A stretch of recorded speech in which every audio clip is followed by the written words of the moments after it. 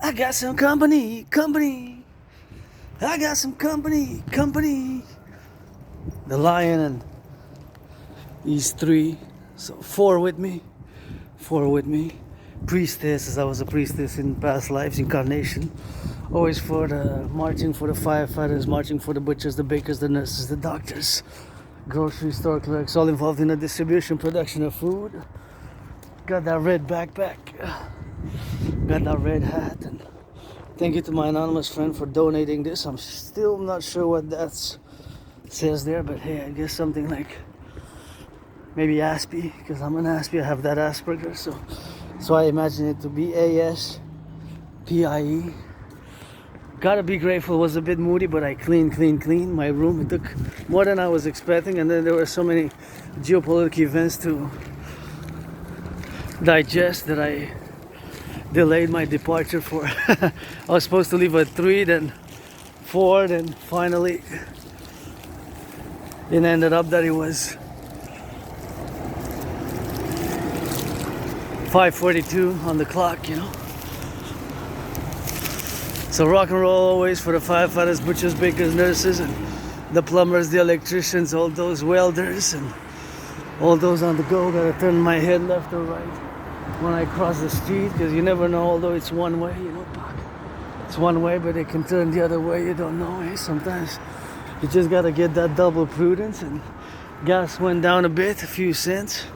For the drivers always when I march, you know, I do these calculations, but how much they're spending, a few cents less, I guess that's a little bit better. Still the strike here, and supposed to end on the 5th. In terms of the public transit, they're asking for 25% over 5 years, which divided by 5, that's 5% annually. I believe that. Oh, the sun. When you get that hit on the sun and going to the mountain, and the sunset is in about an hour. I feel much better. Just getting a little bit of sunlight always helps for my mood. And on a fitness journey every day, as I said, that the public transit is on a strike. You know, they've been asking for 25%, and their final offer is 12.5, which is half of what they're asking for, you know, half. But I believe, and I know it to be financial because I kind of did the calculations, 25%. They're asking over 5 years, that's divided by 5, that will be 5 years. 5 years divided by 5% annually, basically, right? 25% over 5 years is simple math. 25 divided by 5 is 5%. So I believe that's fair, considering that the prices have gone up. The prices for the bus passes. I'll get some more sun. My Publik king, the sun, who now rises and now sets every second. So considering that I did a calculation to what there was, the costs have increased by a proportionate percentage in percentages, and of course that is my calculations that they could afford in theory to give them a raise. The public transit there, the buses, it's the union, the maintenance workers, but of course they're affected, of course, all the transportation system, the buses and the metro, they're all affected.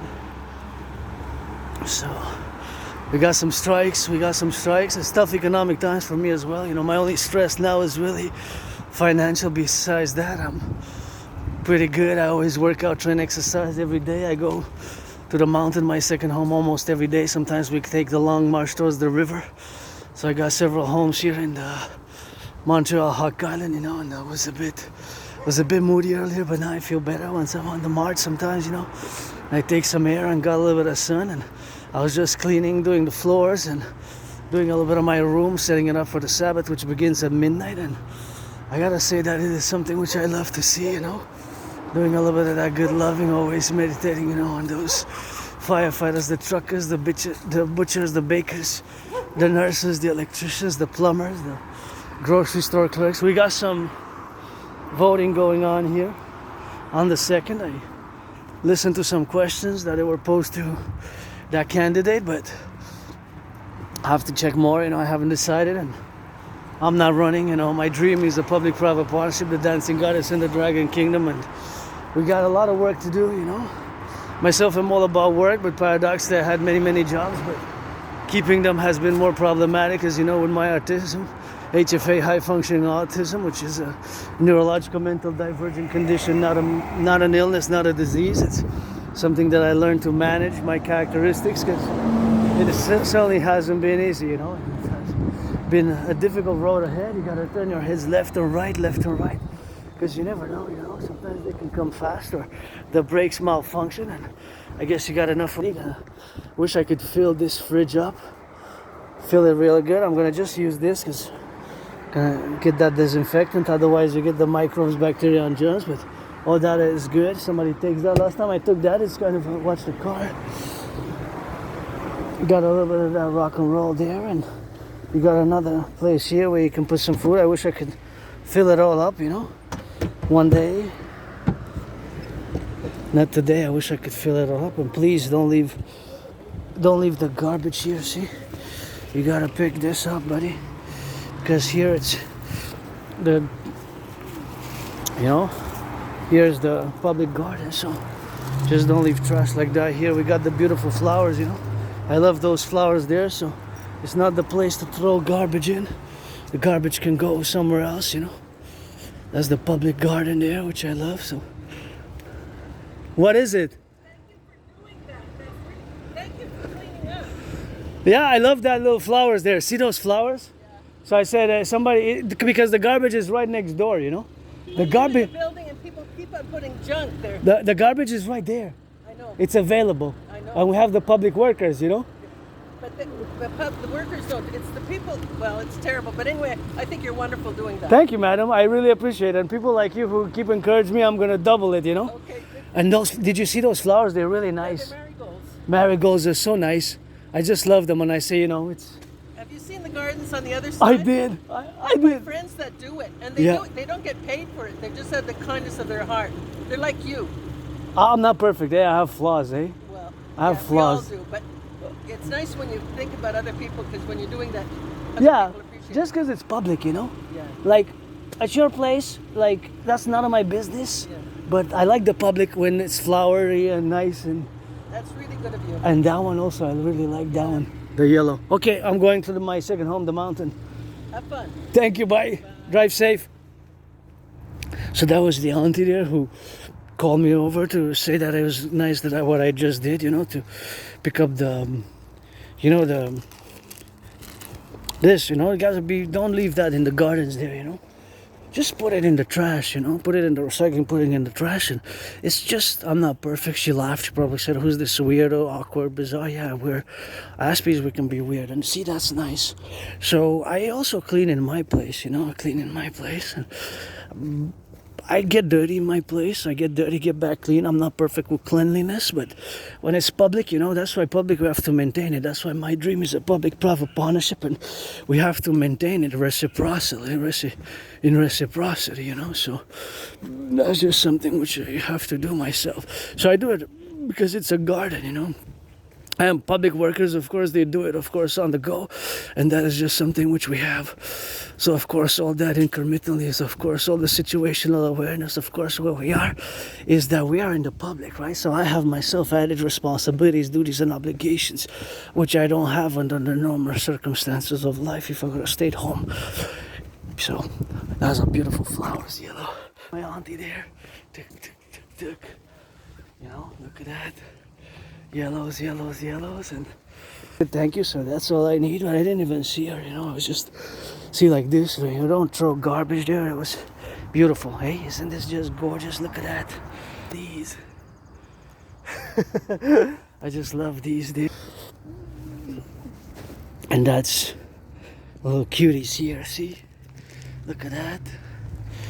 Just because it's public gardens, you know, so we got to public maintain. That's why my dream is a public-private partnership, and that's just what we got to do, of course, to get doing with that. And of course, all that is to say that it requires individual effort, you know, because if it would have rained, if that would have stayed there for when the snow comes, and that's no good for the environment. Here we got some nice blue ones. These ones too are really nice. These ones, of course, are really, really nice. These ones, the bees like a lot, you know. Yeah, and they grow high up. These ones also, the bees like those a lot. So that's always nice when we got. And now we're gonna traverse here on that, and we're gonna check this one for the children. It's gonna be some good loving. I love this one. I see you got 4 there that are black, white, and red. 1, 2, 3, 4. It seems like they changed them. Wasn't the other day? Oh, there's a 5th one now. That's white. But the 4 are there. Now there's a 5th one. See, but the other day there were 1, 2, 3 like that. And then 1 was there, I believe. So they kind of switched them around a little bit. It's like they switched them around. So it's pretty cool. This is amazing. Really nice. Colorful Halloween, I guess. I wish I could be a millionaire, you know, be a millionaire. Millionaire, I'll get into the children, you know, for the candies, for the sweets. For the candies, for the sweets, for the children's sake, you know, that would be something good. I would myself love to contribute, but look at that, come on. I'll be contributing, you know. But I can't because I'm financially stressed, so I'm gonna dress up. It's probably gonna be dress up, something that I'm gonna have to improvise, but I think I got exactly what I need. I got like that red staff, and I got a cape, and I got a, you know, like a rainbow mask. So I'm gonna be wearing the rainbow mask and some cape. So it's gonna be an improvisation and like a chain, and I'm gonna be something not traditional, like a mixture, you know, mixture of. I guess the red cape is gonna be a bit Dracula-like, Dracula's. Gonna be rainbow Dracula, basically, because my face is gonna be a rainbow, you know.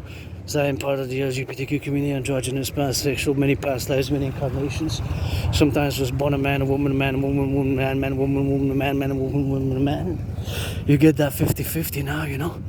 I'm androgynous, pansexual. I live with this neurological mental divergent condition known as Asperger's, which is also known as HFA. But for years and years and years and years, I denied it, you know, in a context where we have now. But I denied it for a long time, and I didn't want to accept it, you know, until recently. So until recently, 3.5 years ago, since about 2016, I've been kind of independently diagnosed. So I'm semi-officially diagnosed. I'm part of the half who don't have an official diagnosis, but you know, I do have it, and about 0.44%, only less than 0.5% are officially diagnosed. But of course, twice the population is twice the population that are diagnosed is only half of the real population of people who live with HFA, high functioning autism, also known as Asperger. So I use both because they merged. Before 2013, 2014, it was strictly the condition was strictly called Asperger's. Now, in the past 11 years, it has merged with HFA, high functioning autism. So we have these peculiar traits. We can be weird, awkward, bizarre, strange, but we're not bad, evil, or negative. Nothing like in that, nothing of that sense, you know. We're not evil, bad, malicious, negative, and evil. We're just bizarre, weird, strange, and awkward. We can be certainly bizarre and strange and awkward in that sense, but that is just the characterization what we have now for us to be in the situational awareness what we got now to be the domain names, what we are to be involved in the crossing of the streets safely. So how are we going to do it? Basically safely. I guess we're going to go at the light. So Asperger's is a neurological mental divergent condition. It is not a disease. And I remember when I had many jobs in the past, some people were kind of whispering, you know, that's a disease in French, and let that be because that's a disease. No, it's not a disease. It's comprehending where we have to draw the line that it's not a disease. And of course, that is our characteristic traits are not evil, bad, or negative, you know. It can be strange, weird, odd, and awkward. Strange, weird, odd, awkward, bizarre, yes, but not evil, bad, malicious, negative, or demonic, you know. Asperger's is none of those. It is basically a neurodivergence, and yes, this neurodivergence can seem strange in many ways, of course, to certain individual citizens who might live a certain way and might not know what it is and might have these notions about its being. I just want to see if I can go to the washroom. Oh, Oh, thanks goodness. I just want to go to the washroom, basically. That's all I want. Let's pause now. Oh yeah, wait a little bit, hydrate, and I need to go to the washroom for the public washrooms. It's hot.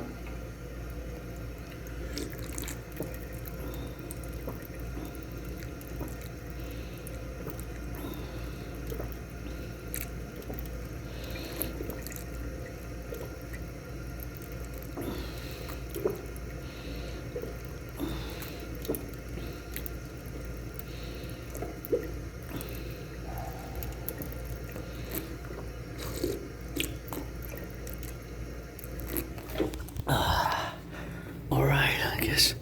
So I gotta go on strike. See, it's our strike. I'll take a Suburban and I'll strike there. Oh, are they still on? Oh, it's closing now. It's closing now. See, there's a strike going on there. See? Strike, yeah, it's a lot of strikes. Kind of post strikes, kind of post STM. There's a lot of cost of living has been very, very much pretty negative. And so this is the Suburban here in Montreal. So I'm gonna read it tonight or tomorrow during the weekend. This is my 6th day in a row, so we gotta get a little bit of that rock and roll with that, and that's something which we gotta see now, you know. But yeah, it's has been a big problem now, you know. Big problem with the cost of increase of cost of living, eh? All the problems which have added up, you know, they have added up together, and it's not easy nowadays. Very difficult, you know. Very difficult, and of course that conflagration is of course the understanding, of course, of that relationship with the world in which we live in is of course the fact that we have the differences in the prices, which have of course skyrocketed in relation to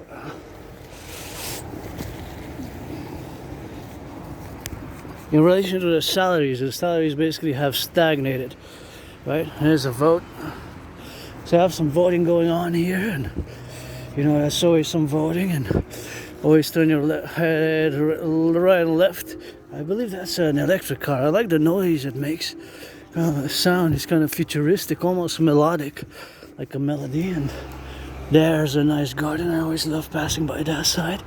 But now I'm gonna need to go up to the bank and get a little bit of sun. Oh yeah, golden sun. It's supposed to be a hot weekend. Next 4 days supposed to be hot. I think it's summer-like temperatures, and here in Montreal, Hawk Island, you can see already the flowers going in the ground, and you can see that changing from green to yellow, orange, flaming orange, and that red, my favorite color. But it's, although it's October, we still have some beautiful flowers there. We're gonna cross to check them out because they're a must-see.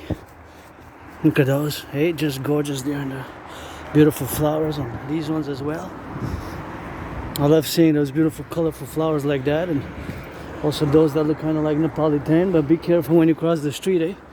Left and right, because you never know, the brakes malfunction, the electricity might not work, and the citizen driver might press the accelerator. And those are all things which we have, of course, in the relation. So now I'm just gonna take 4 steps to the right here. That's my protocol, you know, 4 steps to the right, 4 steps to the left, if I calculate safely the velocity. And whenever I see, you know, children with families with children, and I take the 4 steps to the right or to the left, and then if I take them to the right, then I take to the left. And of course that is of course just the situational awareness where we have now to be. And all the levels of the prudence of society, and slow down a little bit. Going a bit fast, too fast a bit.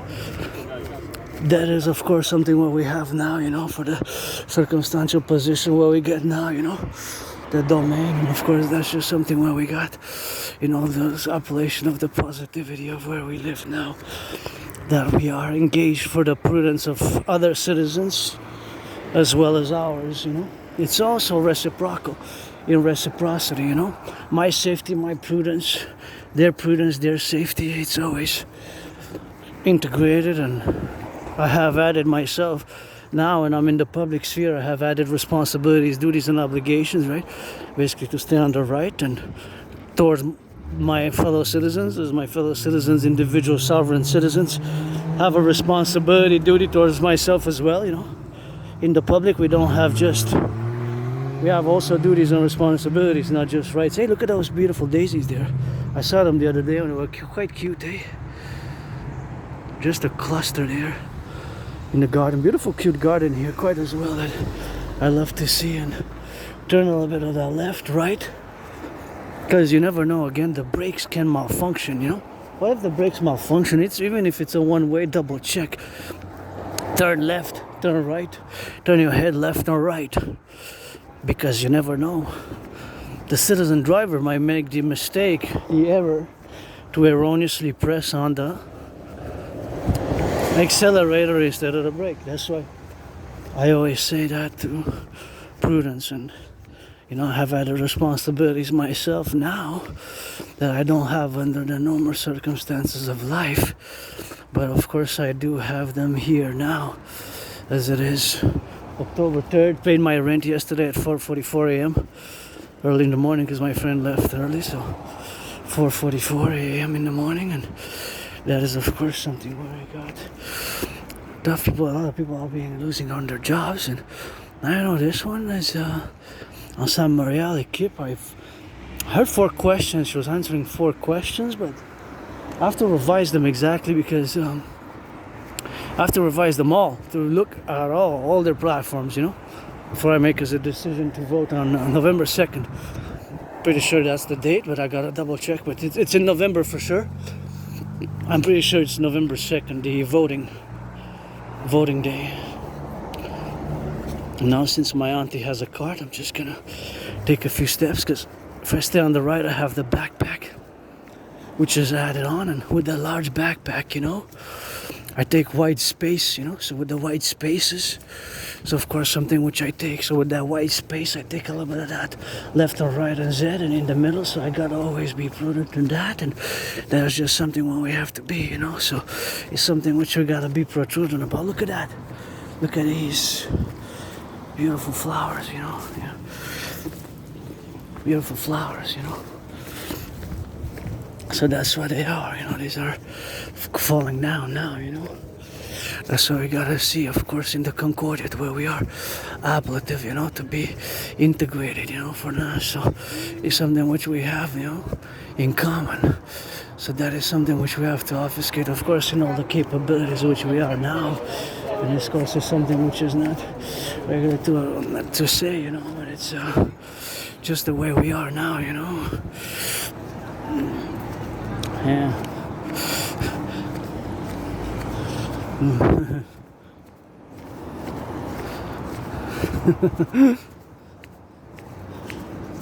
Yeah. This is what it is, eh? This is what it is to be in autumn. You see the flowers going in the ground, and you see the leaves, You see the leaves. And you see the leaves, You see the leaves on that, and you see the public workers there working, paid by the hour, It's just something which we have in common here. The public works, something which we gotta meditate upon. Imagine all the sewers underneath. When I march, sometimes I meditate about all the work which was done in the 20th century. Lots of work, It's lots of work, of course, which has been done, and of course, which needs to be done in the future for repairing. That's why we have sanitation, Sanitation, something which we have That's why we get the public sanitation workers and all the underground. There's sewers, canals who cross, not just, but I'm speaking as a North American, you know. Canada is a North American, all time for world peace, but you know, all underneath the things which we don't see there is so many canals which are enable us, of course, to have sanitation, The sanitation. And of course, it allows us, it enables us to have running water, I'm gonna check those yellow ones because I gotta check them out, because, oh yeah, look at those, man. Oh yeah, these are nice. Thank you, public workers, but I guess this is more private, but I like this row here. Row of yellow flowers. You got it on that side also there. A few of them. See? There we go. Super nice, Look at that. Oh yeah, man. These are kind of the same, but kind of... Yeah, these are also nice, I love yellow flowers like that. All these done in twos, you know, and it brightened my whole day, you know, and it brightens my whole day with that. And there's just something which we have, of course, to be in the situational awareness of where to have the positions, how they're placed, their positions vis-a-vis each other, kind of in a symmetrical manner. And these ones too are kind of cuties, Kind of cuties on the side here. Yellow, although red is my favorite color, you know. Yellow is my favorite, you know. When it comes to flowers, yellow is my favorite, you know. So all that is, of course, something which we have, of course, to understand fully in the proposition where we have now to be, and that is just something which we have, you know.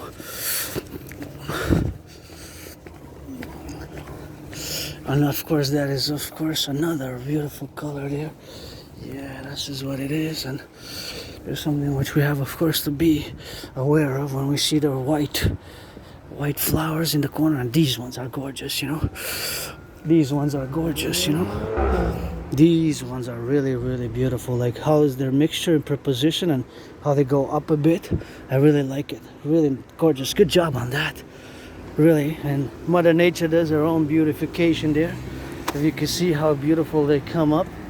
Roundabout, right from the concrete, it kind of looks like an empire rising, an empire.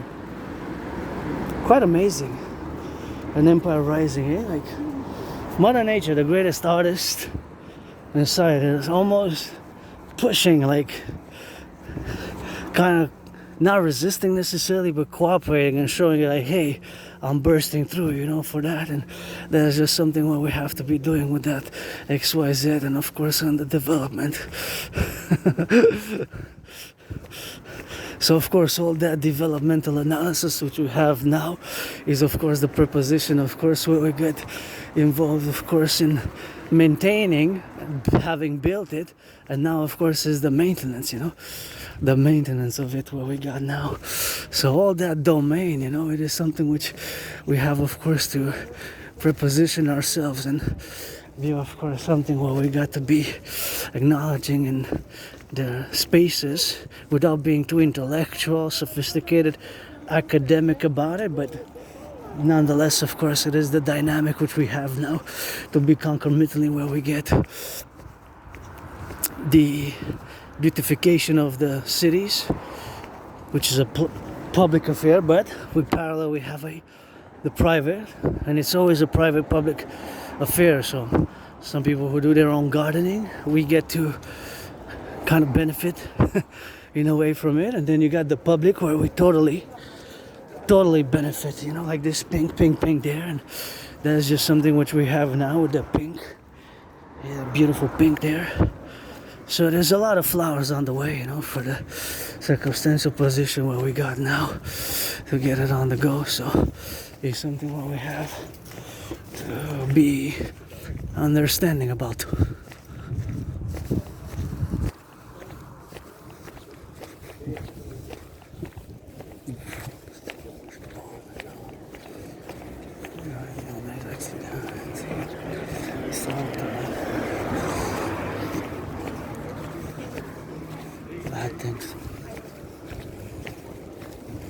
because I don't think of it.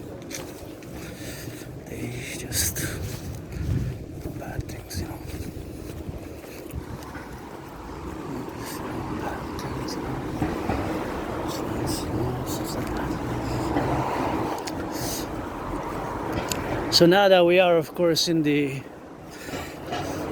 preposition, is something which we have, of course, to be intermittent. And of course, so all that situational awareness is, of course, for all the level of being where we have now, but you are free, reclaimed. What about?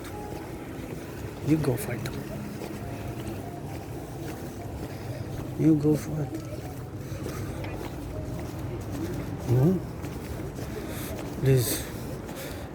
M'ont jamais donné un canon. Give me a massage. Give me a massage.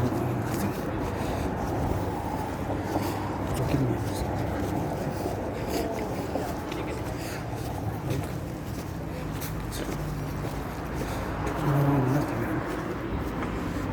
Here we go, we have arrived. Juste signer s'il vous plaît, elle m'a dit en anglais. C'est comme ça.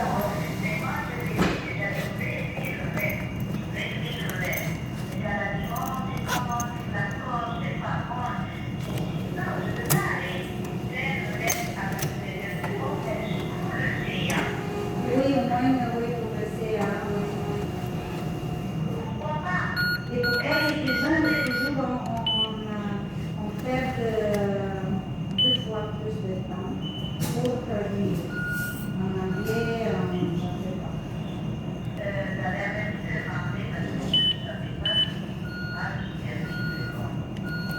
Mais c'était passé vite, peut-être on a resté pas 10 minutes après qu'il soit parti et on a pu partir.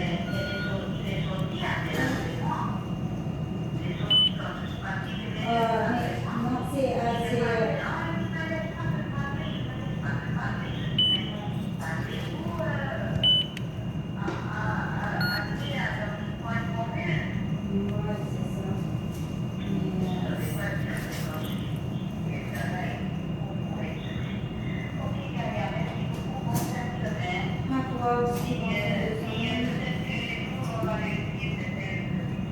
oui, j'espère. Mais c'est mon fils qui vient de m'appeler qu'il va faire le ménage dans le bâtiment. Parce que c'est son tour, le retour maintenant, et il m'a dit je vais le faire. Ouais, je vais écrire pour signer, je vais le faire. Ok, bye, bonne journée.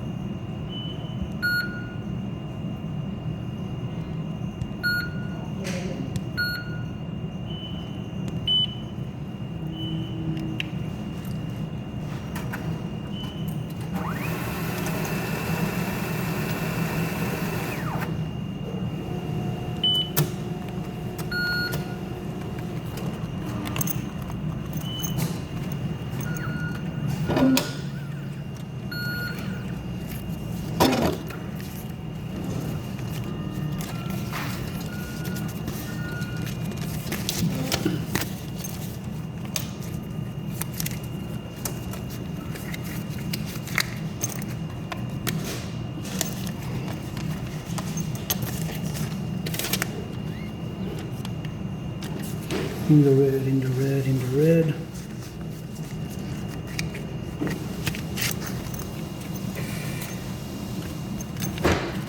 In the red, but hey.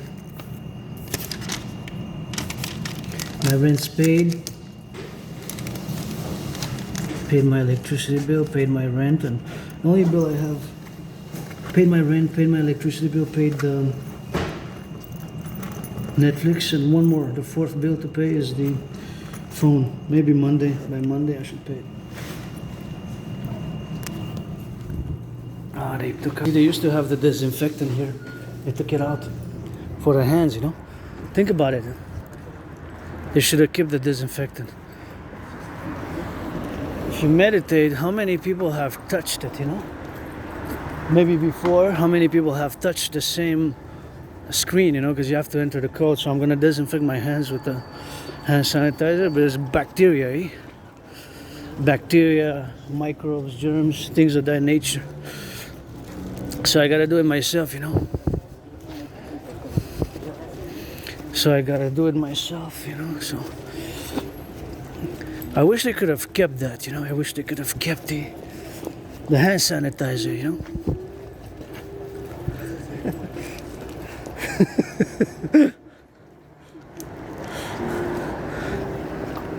The hand sanitizer.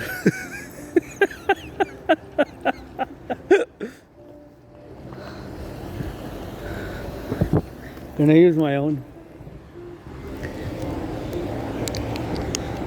Just because, you know, there's a lot of people who press those same buttons, you know? You know what I mean? For 10 seconds, 9, 8, 7, 6, 5, 4, 3, 2, 1, and 1, 2, 3, 4. You know, the buttons to press, so I press the buttons in order to get money, right, from the machine. But how many people have pressed before it got disinfectant, how many pressed it? Think about that. Think about that, eh? We're gonna go here again.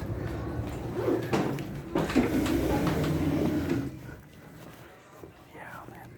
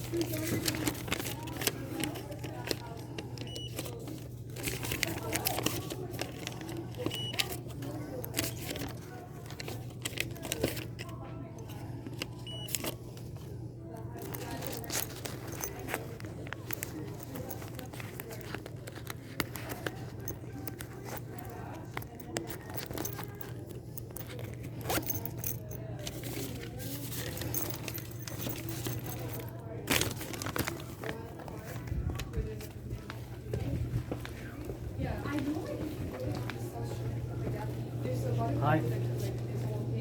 Yeah. You guys can keep talking, I don't mind. I'm not gonna complain, they don't pay you enough. It's not like you're getting paid $50 an hour, you know? Replay please, all of them. I keep the old ones, thank you.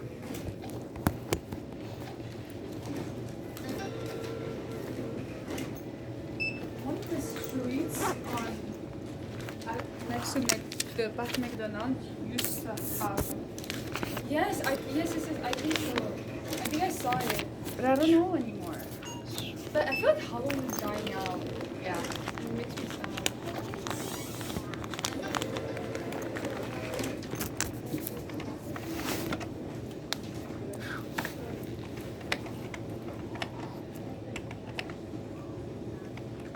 Are you guys getting dressed up for Halloween? Yeah, I want to, but I don't know what to dress up as. Oh, Watching bars. I dress up every year, even if I make a costume. I'm not gonna miss on Halloween. I just love it so much, you know? I think I'm going as the Mad Hatter. Yeah. Yeah, because I have like red hair. Yeah, you have to go with it. Whatever you want, you know? Yeah. Me, since I'm part of the LGBTQ community, it's probably gonna be like Rainbow Dracula. So, take care, guys. Bye-bye. Bye.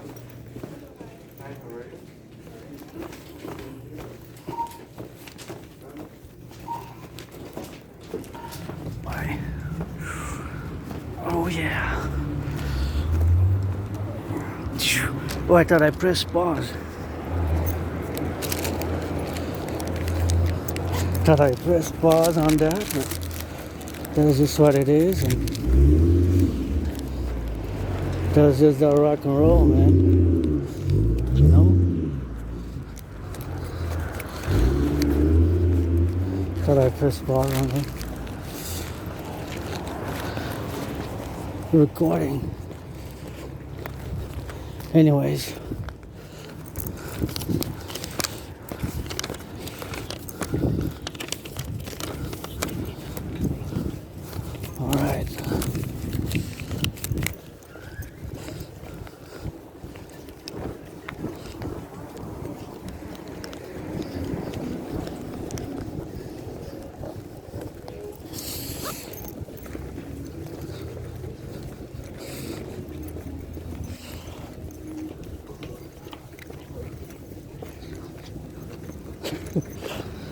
Oh yeah.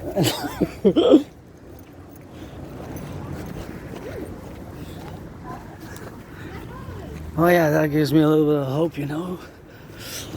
Saw somebody holding hands. Holding hands, holding hands, holding hands. That's just something which we have to do, of course, on the situational perspective of where we are now, of course, in the love side of the domain names, where we got to get doing like that, and there's just something where we have to be, you know. And that is just where we're heading to my second home on the trajectory.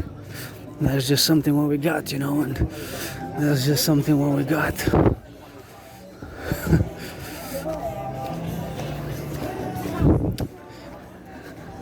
What are they?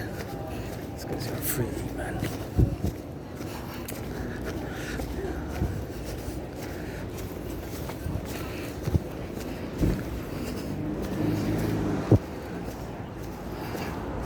Oh yes, these are so beautiful. Love it. Look at that. Wow. Nice flowers there, you know. Phew. Gotta take it on the go. Left and right.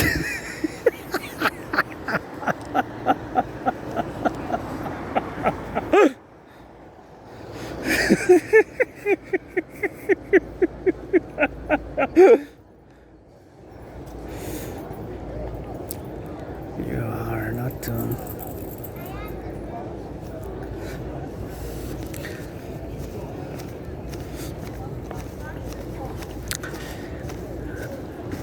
we are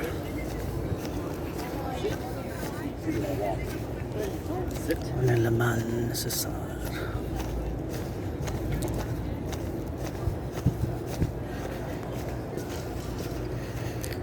We are unfortunately necessary.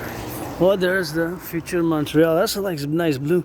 I was looking for that one. I said, where is that one gonna go? But there's just something where we have to be, you know.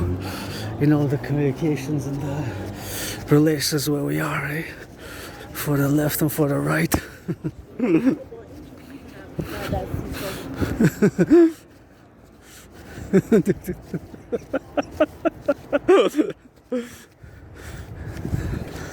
They know they can't. Buttons.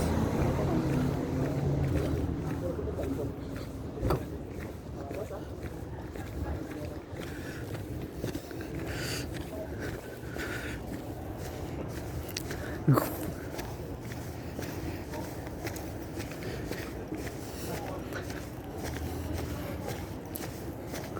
Go.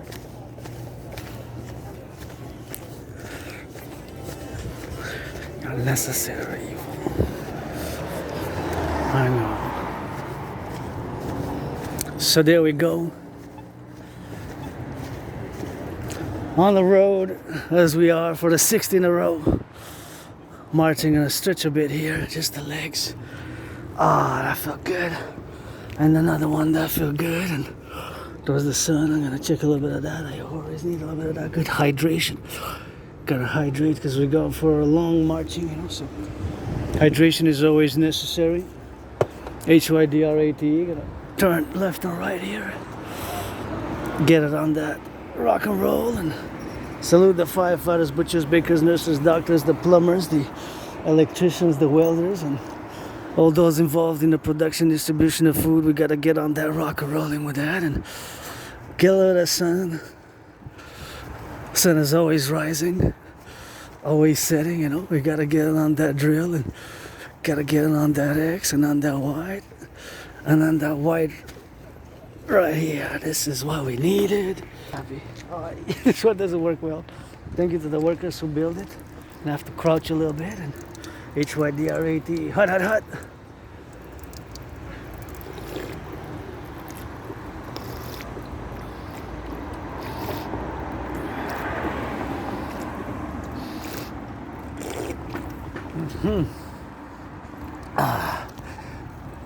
Oh yeah. Kind of like this part here, how it's just a little bit of color, you know. Just paint it a bit. Some blue, some purple. Bring me the tools, I'll do it myself. I'm gonna do it myself with that and this is something which we gotta do, you know. In the public sphere is something which I hold dear, because it's always a public-private partnership, you know, which we gotta situate ourselves in. And the dream, the dancing goddess and the dragon kingdom, you know, is fundamentally for a public-private partnership across the North American Collectif. Somebody else is here. Well, I'm not sure. I really don't know who I'm gonna vote with, you know. Gonna have to make a decision. I have to make a decision, I guess. Otherwise, my democratic privileges, rights, you know, democratic rights to vote, because then if I don't vote, I can't complain, eh?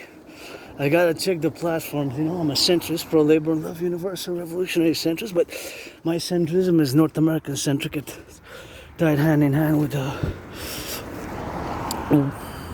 pro-labor and love, universal revolutionary centrism is tied hand in hand with my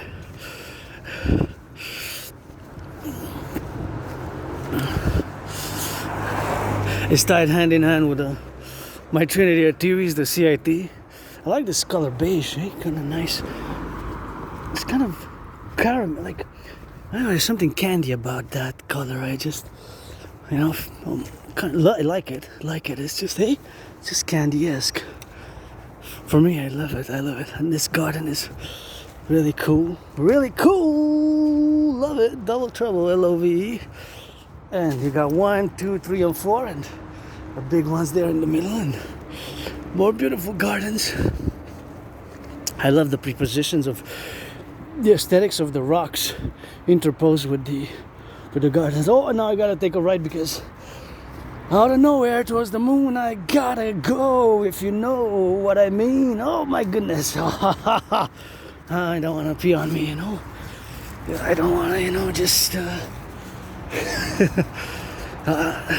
it's gonna go in a corner where nobody can see. Oh, I know where it is. There in that corner I'm gonna go. Then we're gonna go towards the sun, my old neighborhood, towards the south. Firefighters, butchers, construction workers, plumbers, electricians, doctors.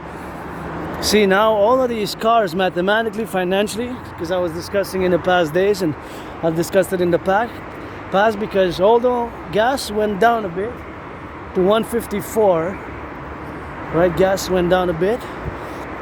Of course, now the gas prices are about 75% more than they were February 2020 and before.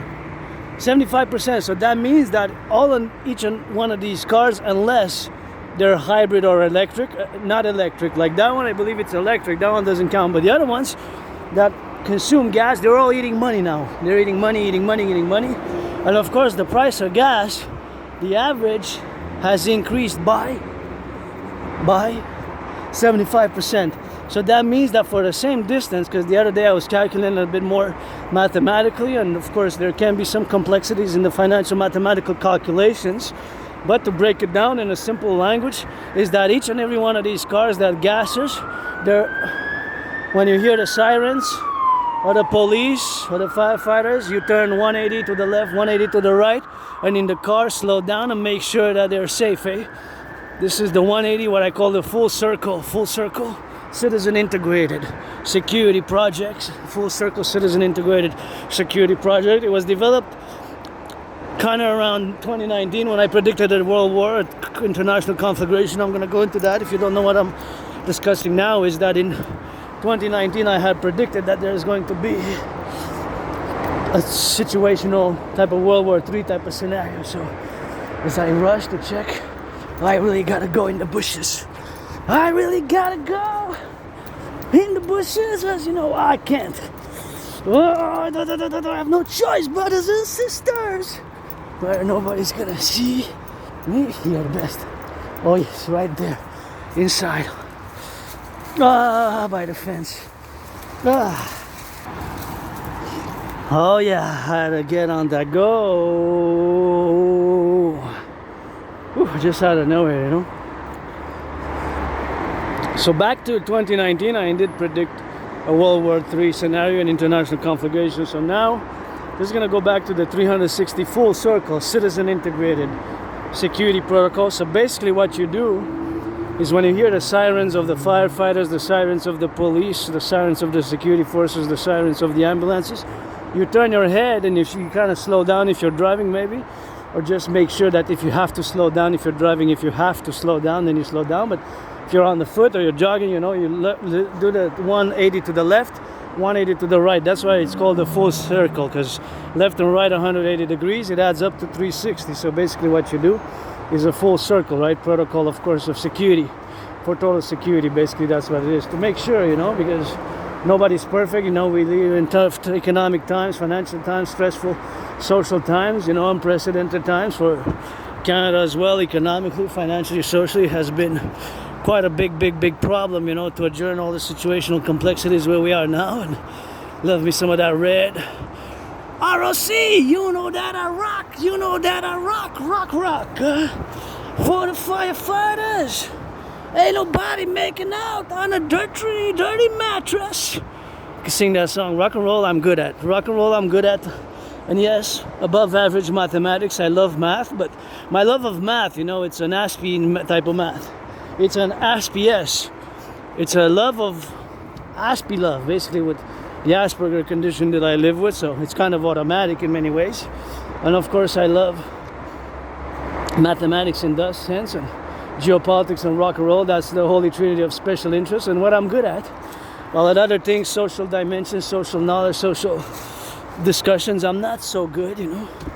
I'm not so good at those things, but I'm good, of course, at those other things which come with it. And I gotta thank my anonymous friend for gifting me 2 books on autism, Asperger's. Well, those 2 books that were gifted were actually on autism, but they include chapters on Asperger's, and 1 book was loaned 4 times from the library loan, and that one I recommend to all, because that opened my own mind and heart and knowledge, and helped me a lot in this with managing the characteristics, because they're not symptoms, it's not an illness. Asperger's and HFA is not an illness, it's just a neurological mental divergent condition. And so, hey, there's a rat or a mouse. What is that? Is that a rat? A mouse? Not sure, let's see. I think so. It's a rat. Supposedly in astrology, a rat is kind of cool, rock and rolling. I think so. I think it was a rat just crossing there, maybe went into the hole from there to there. I don't think the camera caught it well, but from the tail, maybe a mouse, because I was prescribed some glasses. I see blurred, but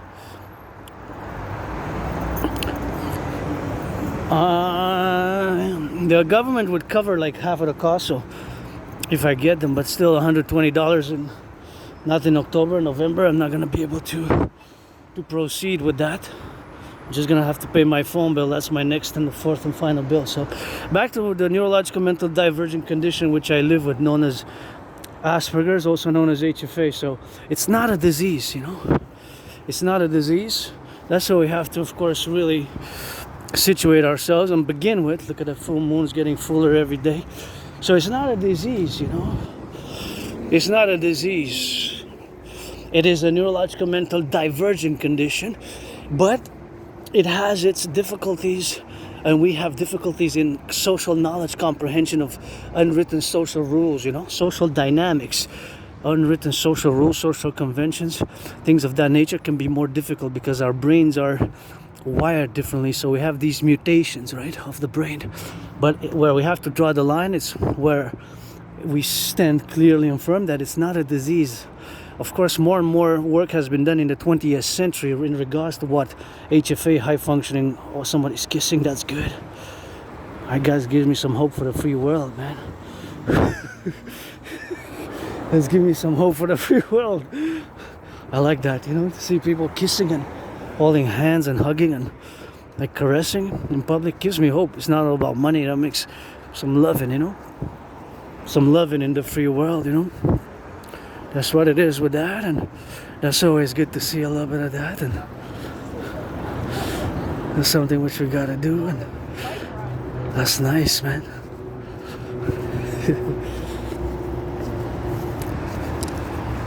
That's good to see. I love seeing that, you know, just people making out. That's good, you know.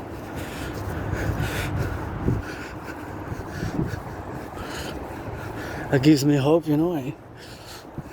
I ain't never gonna be no hater when it comes to loving. Yeah, man. Actually, my whole March, I'm happy, joyous now because, you know, I just love seeing that, you know. It's just boosts my joy as I go to my second home now. That's really nice, you know, and I'm holding hands there a little bit. It's something which I got, you know, I like that, and it's always nice, you know. Because it's not all about the money, you know. Money is to buy, sell, and I don't have any money myself, and just financially stressed, broke, and there's my old neighborhood, nothing that I will to go back to there. And I live with this neurological mental divergent condition. We're gonna go into it. So that's where my old neighborhood commences. My old neighborhood. I love your red. Oh no, I was talking to the sun. Have a nice day. Bye.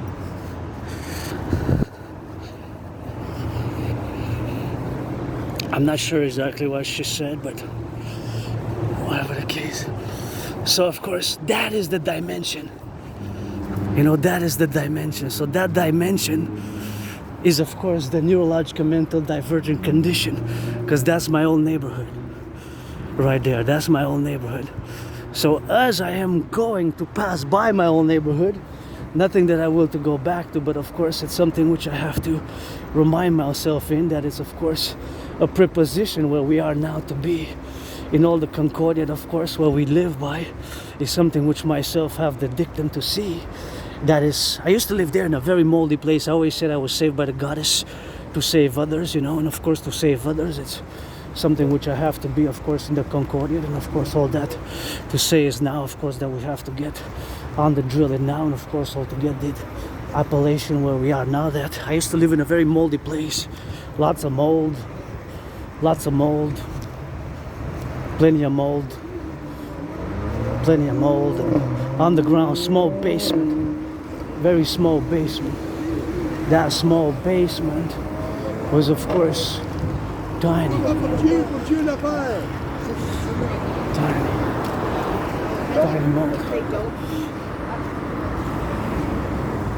Tiny small place where I used to live. Right, I'm not gonna go there because I'm crossing here to the right, but I used to live not far from here, down there on Clown Island, in an underground basement. So here is kind of where my old neighborhood begins here.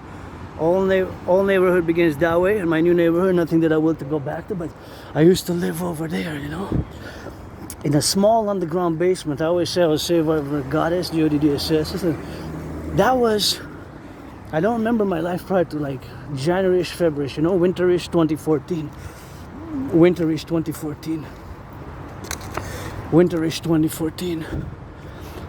Prior to winterish 2014, there's of course a blackout of my memories. I have a very good memory of the past 7, 8, 9, 10, 11 years. 7, 8, 9, 10, 11 years.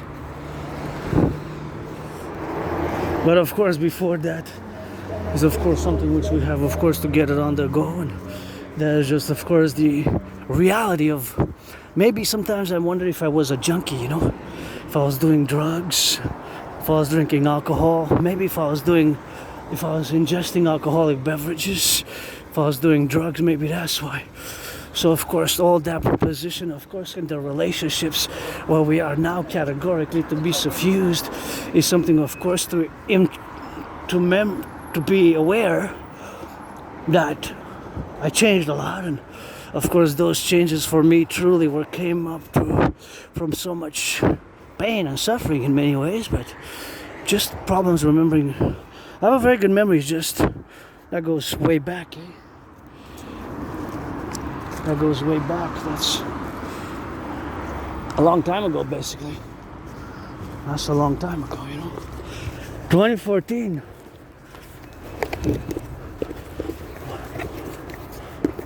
2014, right? That's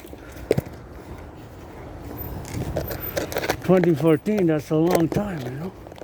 Think about that. Thinking about how long it is. It's more than 11 years and 7 months, you know.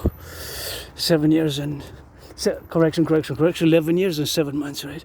Because we're in the month, of course, now where we are. So, of course, that is, of course, the satisfaction or preposition where we are now.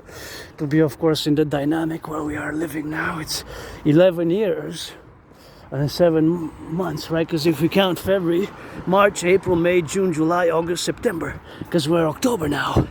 So more than 11 years and a half. More than 11 years and a half ago. So I have a very good memory of the past years.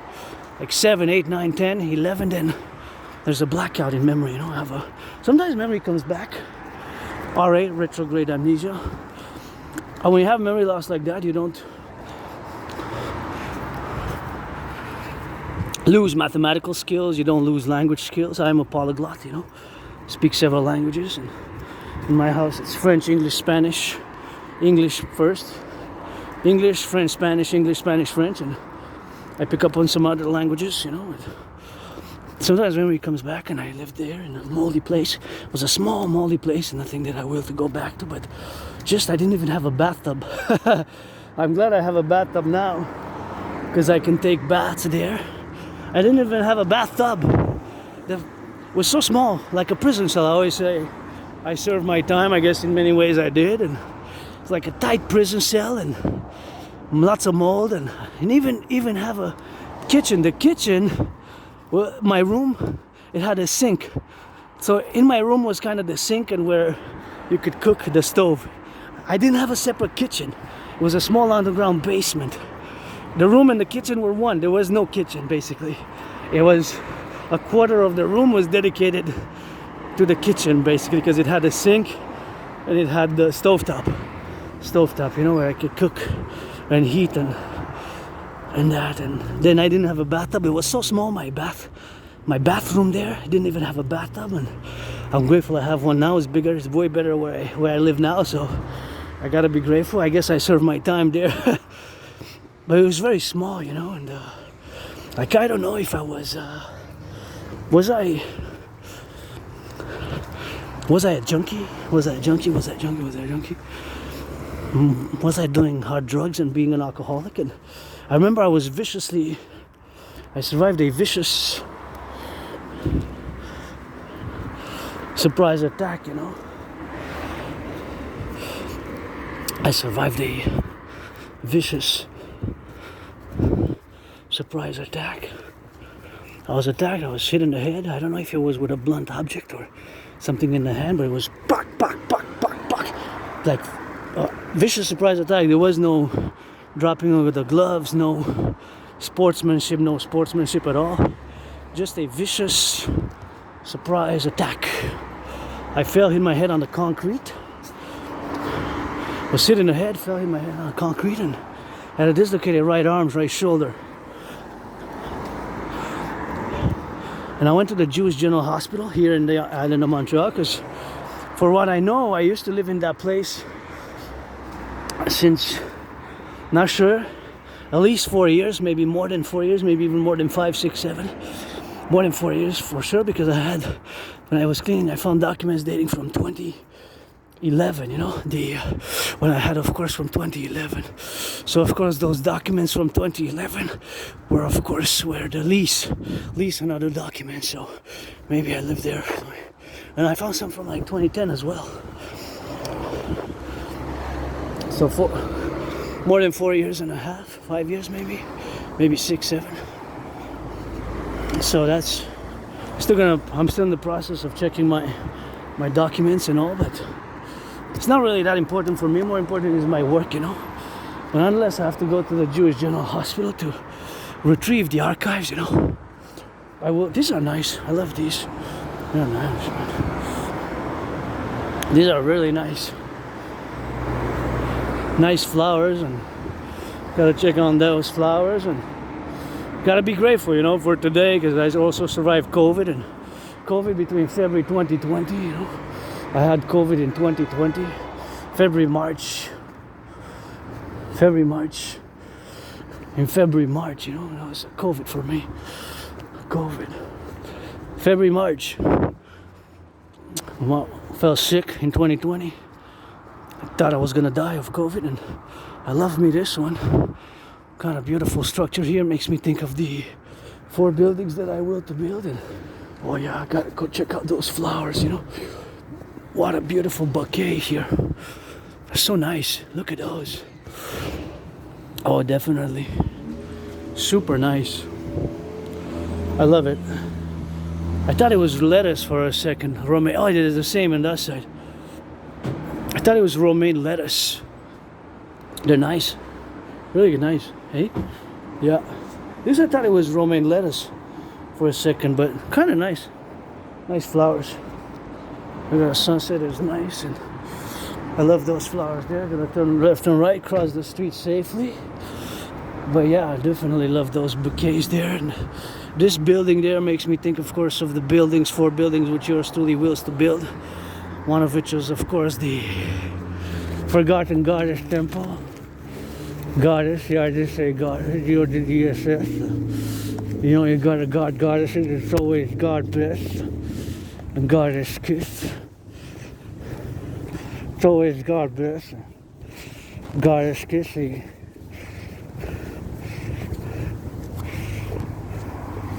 The Empire, you know. And of course, before I forget, I will mention what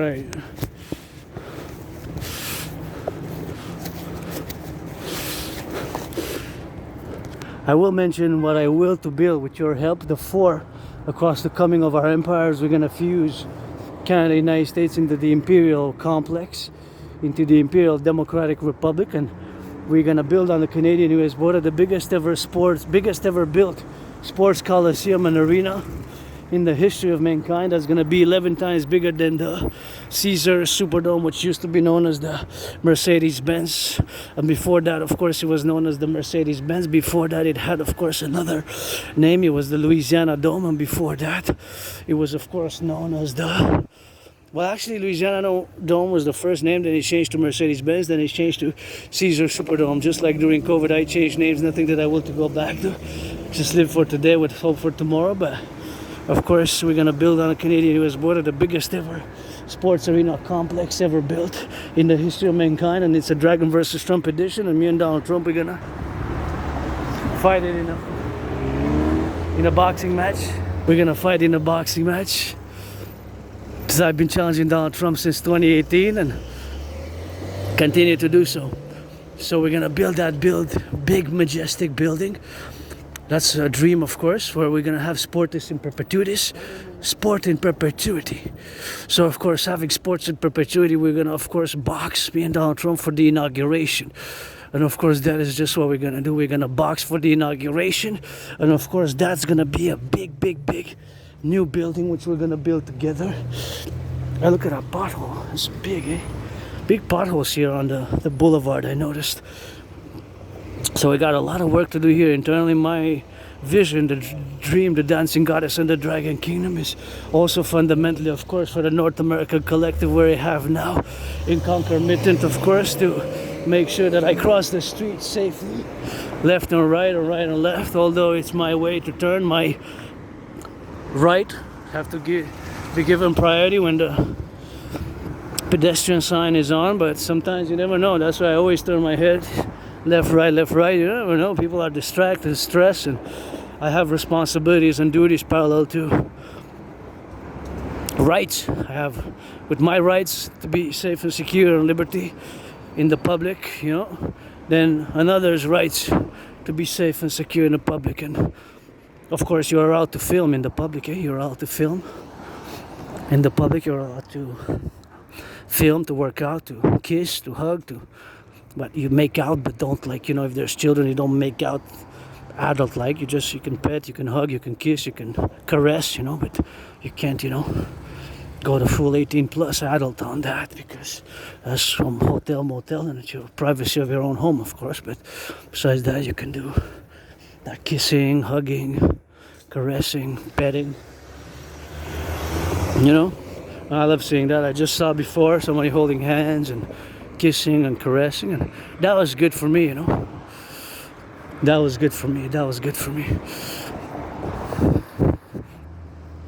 So of course, see another pothole there, another pothole.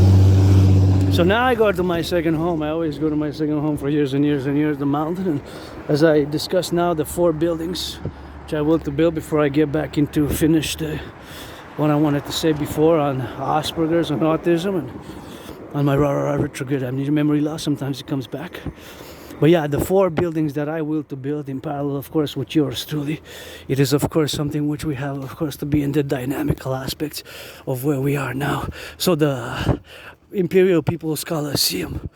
The Imperial People's Colosseum is of course something that I have to build myself in the domain and in the lateralis that we're gonna construct on the Canadian-US border. The biggest ever, of course, sports Colosseum which we're gonna construct. Here it's kind of wide. See that there? That's a big pothole.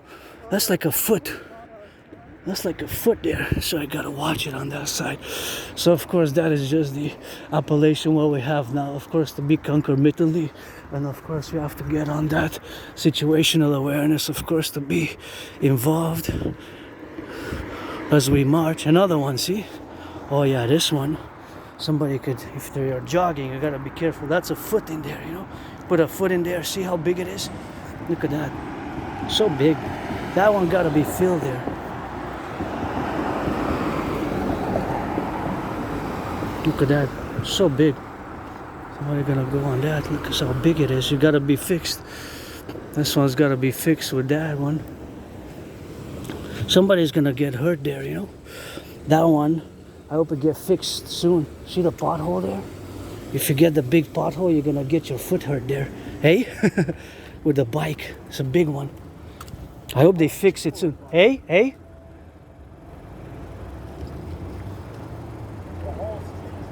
Yeah, but it's a danger for the bikers, eh? On the feet. I guess we're voting in November, eh? Bye. I think you said the whole street is a mess. The whole street is a mess. So indeed, there's a lot of work, of course, to be done. So of course, that work, of course, which we have to be doing, of course, in the situational awareness, is that I'm concerned about people who run, who jog, you know? People who run, who jog. People who run, who jog. That's my main concern. And the youth, you know? The feet. Because I see sometimes they jog and you see a little bit of those potholes. And that's my concern. So we got a lot of work to do. But that one, even me, if I would have jogged there, just gonna would have put the foot in. And of course, we're gonna have, of course, to do a lot of work vis-a-vis that. And of course, that is just something where we have, of course, to do in the concomitantly. I'm willing to volunteer, you know, for the North American Collective, for the 63, where we have now to be in the circumstantial position where we are now to be in the dynamics where we got, you know, because I think my uncle said the whole street is full of potholes, but yeah, but the disproportionality of that one, with 2 big feet, even mine with the work boots, military grade boots, steel toes, would have been going in there deeply. So yeah, indeed, but some are less dangerous. But that one and the other 3 before, those 4 that we just saw, those are really, really problematic if they go speed. And just thinking about joggers or just bikes, you know, and tourists, you know, on the bike or whatever it is.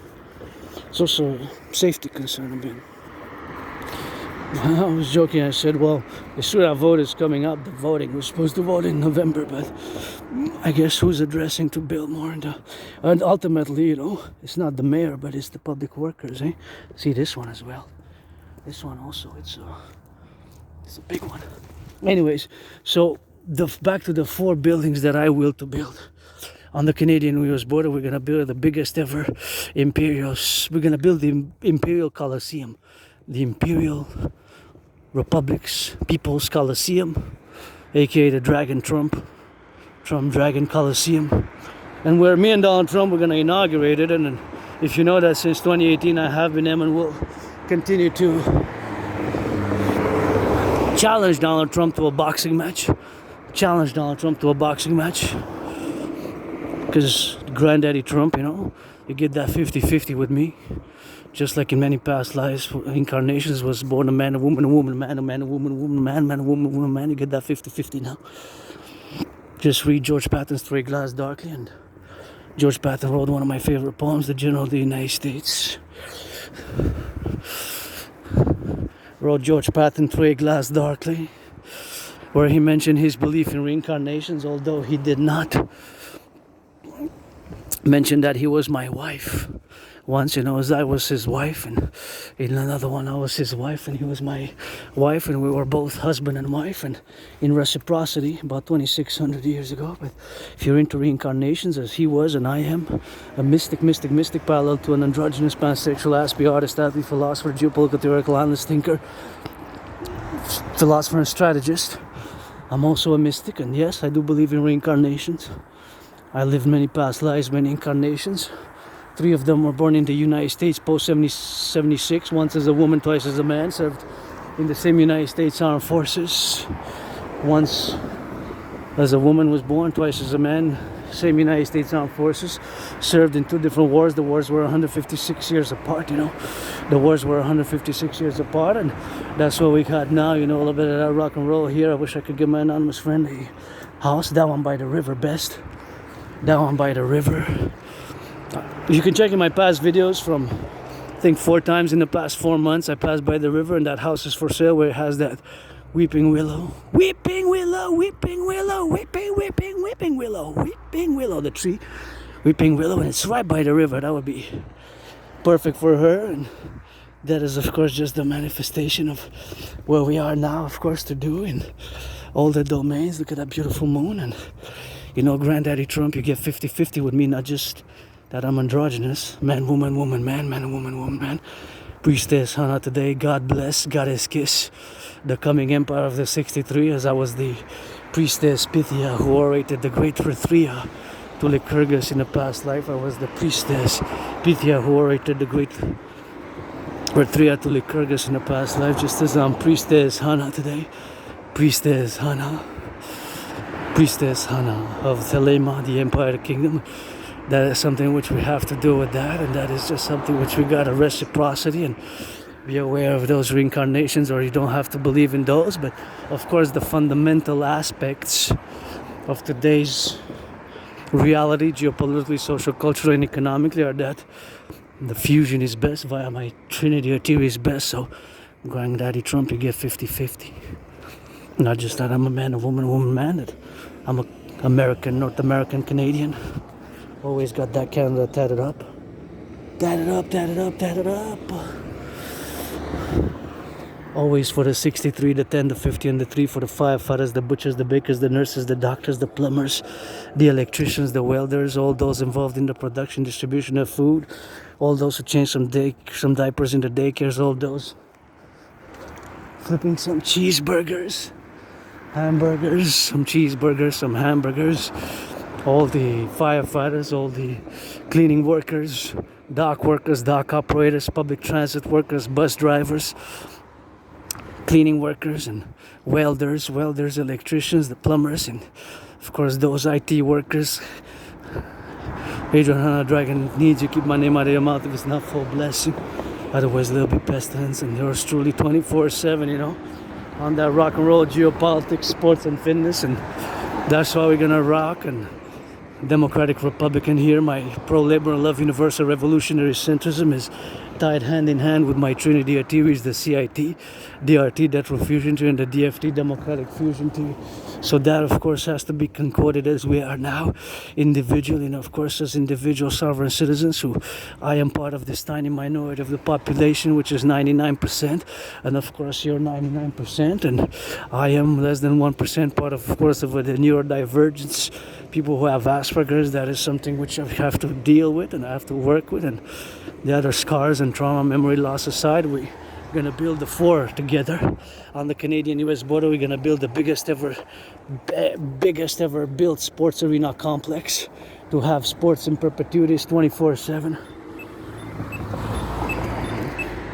And me and Donald Trump, we're going to inaugurate it. We're going to build it 11 times bigger than the Caesar Superdome, which changed names several times, just like I changed names till officially to pay that paper money to change it. But we're going to build it on the Canadian-US border, and first we're going to have organized sports for different industries, different citizens, for the firefighters, for the butchers, for the farmers, for the truckers, for the construction workers, for the welders, for different industries of the 63. Always let our empire rise and let it be, God bless, goddess kiss. You gotta get that goddess kisses. I got those trillions of kisses, trillions of marching steps, trillions of kisses, trillions of marching steps, trillions of rock and roll lyrics, and trillions, of course, of that other things which you have to concomitantly do.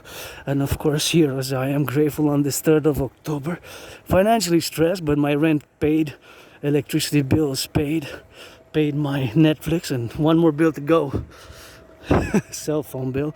I gave my deadline until 7th, if not on the 7th of October, to pay it. I know I'm late. I'm gonna pay $4 penalty, but I guess $4 penalty is what I'm gonna have to be paying, because that's just what it is with that.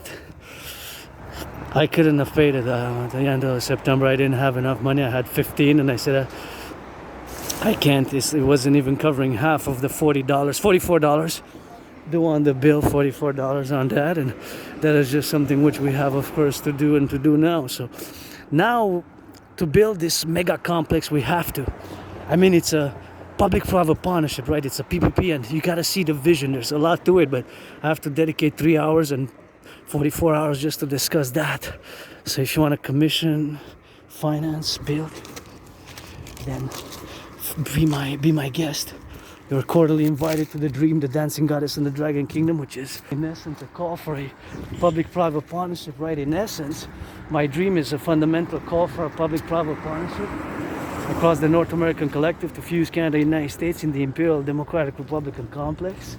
And of course, always for the 63 coast to coast, ocean to ocean, and furthermore for the NATO complex. So on the Canadian-US border, let's build the biggest ever sports arena complex ever built, which is gonna be massive, massive, massive. It's gonna be 11 times bigger than the Caesar Superdome, where many Super Bowls were fought and played and battled out.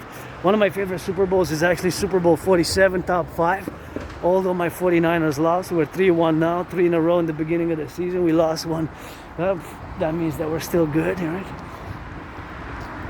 Playing Sunday, please, NFL, NHL, NBA, MLB. Reduce the cost of the tickets. And please give some tickets to the public workers, the firefighters, those who pick up the garbage collectors.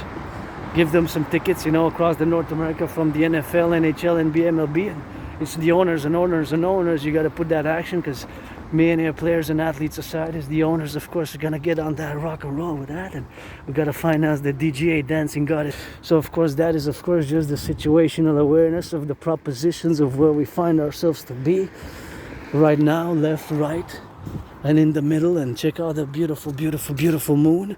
And it's always something which you got to be saturated on. And, of course, always that gratitude 24/7. Look at that beauty, beauty, beauty.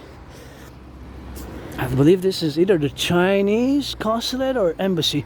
I like the architecture. The architecture is just nice, but during the day you can see it's not the flag of China, but it's their emblem. The emblem, with the stars, and it's the building in Beijing. I believe it was the Forbidden Palace before, but now it's, of course, the seat of government of Beijing, one of the emblem of China here. So it's either the consulate or the embassy, but the building, the architectural style, I don't know what year it was built. I guess I could check it online, because I wonder what year. You probably have the records there, what year it was constructed, as I will to build. Forget, well, we're gonna build 4. We're gonna start this year. Let's start December 24th, December 25th for the 444. The Imperial People's Coliseum on the Canadian-US border, which is going to be the biggest ever massive construction project in terms of a sports facility ever. It's going to be 11 times bigger than that Caesar Superdome, where several Super Bowls were fought, played, battled out, of which Super Bowl 47, which, just like myself, has several nicknames, also known as the Bro Bowl, Harbo Bowl, Blackout Bowl. Blackout Bowl, just like my memories blackout. Maybe sometimes we'll come back, and much of my life before winter 2014, January-ish, February 2014, which is a long time ago, 11 years and 7 months ago, remains a mystery. And I know I moved from that moldy place. I thought I was gonna die. I was attacked by surprise, fell, hit my head, and was bloodied up. And that was just rock and roll with that, So that's just where we are now, always for the 63. Grateful, thankful. I guess God has saved me. You can see in many videos, sometimes I do some good deeds, such as clearing the road 2 weeks ago there, right around the corner of the trajectory. A couple was coming, and for the jogging before that, and so I take some shards and move them away, from sometimes public safety gotta go hand in hand together, and sometimes the children, you know, they can get it in that, and that's always something which we have to do ourselves in all the prepositions where we are now, to be on the dictum, of course, to get that volition as just a mass public-private partnership to build the North American people's Imperial Colosseum, and of course I will to build the forgotten goddess temple, forgotten GODDSS. She doesn't need me or anybody to build her temple. She's got the pyramids, eh? She calls me piece of dust and cuckold. I say, well, if I'm gonna be a CUCK cuckold for the goddess, I better be the best ever, biggest, greatest, the goat of cuckolds, the goats of cuckolds, the goats of cuckolds, the goats of cuckolds. And I'm gonna be the biggest ever cuckold in the ever who has ever lived, if I'm gonna be, right? CUCK. That's the goddess nickname for me, cuck. CUCK. She doesn't need us to build the. She doesn't need us to build her temple. She's got the pyramids, but just because in North America we're gonna fuse the 10, the 50, and the 3D empire, let it rise and let it be, for joy, for strength, for fitness, for rehabilitation and rejuvenation of the North American collective, of which we've constituted a civilization, of course, which is not totally divorced, but is distinct from Western civilization. So we're not divorced, but we are distinct from Western civilization. Those are the main things which you have to attribute, you have to fully understand. We're not divorced fully, but we're distinct, eh? The North American collective civilizational complex, of which here in Quebec, we made the great compromise of the French language, of the distinction, of which here we got the French state of our coming empire, and we're gonna build some more hydro dams, and I'm all about rebuilding myself. You know, I suffered struggle, been through pain, blood, sweat, and tears, and scars, even on my little androgynous clit. Sometimes get that rocket. Don't waste my time, I won't waste yours. Friends with benefits only. Or pledge your legions to our family. Support the dream, the dancing goddess, and the dragon kingdom. The Imperial People's Republic, here to fuse the 10, the 50, and the 3, of course, where we got the dynamics of something which we have, of course, to appellate in all the civilizational complexes where we are, of course, to get all that trinity of bills being paid, and of course all that fourth bill coming up. So of course the North America People's Imperial Colosseum is, of course, something which I have to be doing myself. So of course all that category, of course, of the appellation where it is now, it's all the domain where we got ourselves to be involved with the XYZ, and all the domain where we got to be doing a little bit of that love and all that. And youth there, of course, on the make out, and the youth are happy, safe, joyous in the streets. I'm happy, safe, joyous in the streets. That's what matters, you know. At the end of the day, the youth, the young, the youth, to be safe and rehabilitated and don't have the stresses, financial stresses, economic, you know. Our empire is going to be a public-private partnership. We're going to accord some days of imperial tourism, which are going to rejuvenate and to finance food, housing, and transport, you know. And maybe that's going to do for the Sabbath, which begins at midnight. And my dream, you know, to establish the Sabbath as well, from Sunday midnight until, of course, from Friday midnight until Sunday, you know. Until Sunday, of course, sunset, of course. That's what's gonna be for almost 45 hours for dancing and pleasure and rejuvenation. And of course, all the domains where we have now is have these beautiful pumpkins there aligned. I wish I could give my anonymous friend a house there for her. That would be nice, of course. And turn your heads left or right when you cross the street. That is always the domain where we got, of course, to be on that loving, and that's something which we have to manifest ourselves. And construction workers rock and roll, eh? Construction workers always rock and roll. They build the houses, and I'm always a fan. Let's build it for the Forgotten Goddess Temple, the Imperial People's Colosseum on the Canadian-US border, parallel to the pyramid, house, crimson, scarlet, crimson. That's the shades of red, you know. Scarlet and crimson are shades of red. Scarlet and crimson are shades of red. Pyramid, House of the Dragon. My will to build with your help. House of the Dragon, I could have some open doors. And the fourth dimension, you know. The fourth building, the fourth one. The Rainbow People's Palace, you know. The Rainbow People's Palace. That's going to be, of course, for my fellow neurodivergent community, LGBTQ community as well, because I'm part of both, eh? So that's buildings for pledge your allegiance to our family. There's a mass public-private partnership. That's my call, and a will to see them rise is call all to the mountain for a summit. Let's make it 6 day, 7 day summit. 19th, 20th, 21st, 22nd, 23rd, 24th, 25th, 26th of December, 27th, I guess. Leaders of NATO, public and private. Hey, what was that? Was that a falling star? I just saw, or a drone or a satellite. Just saw, I don't know if they captured it. Sort of a UFO now. I'm not a big UFO conspiracy theorist or a fan, but they are unidentified. We don't know. Sometimes they're satellites. It could be a satellite that's a UFO. UFO basically is not necessarily for extraterrestrial planes. It's unidentified flying objects. It was just a flashing light. It might have been a falling star. I gotta make a wish.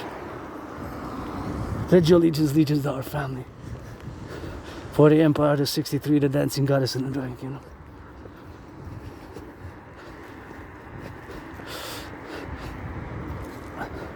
Could have been a drone, could have been a... It was too high to be a drone though. Could have been a satellite, you know. Or a meteorite. A comet, meteorite, I'm not sure. Meteorite. Did you guys see that flashing light in the sky? No? They didn't see it. It was like fast. Maybe a meteorite, a comet. A meteorite. It just went. I think the camera captured it because of the way I was holding the angle, but really fast, like 1, 2, 3, 4, 1, 2, 3, 4, 1, 2, 3, 4, like 1, 2, 3, 4, 1, 2, 3, 4, 1, 2, 3, 4. So the altitude, I guess, is like 1, 2, 3, 4, like 4 seconds, eh? 1, 2, 3, 4. So it looked like it was too high for a drone. Maybe a comet. Maybe a comet. There's a poem about it. What is the poem? When the comet rips the sky,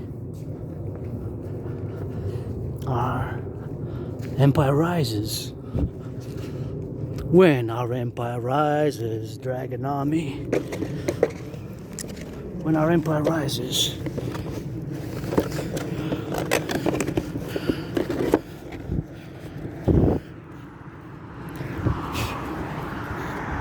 What's that, a comet, man?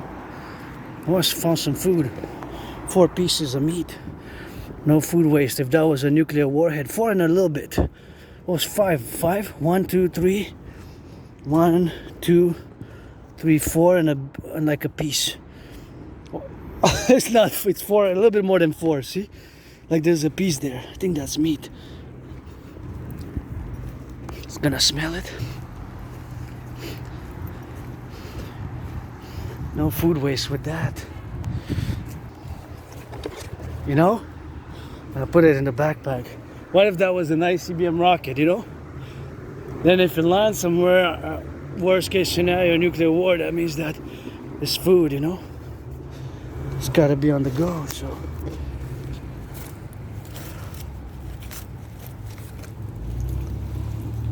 That is just the trajectory where we live with, you know, so.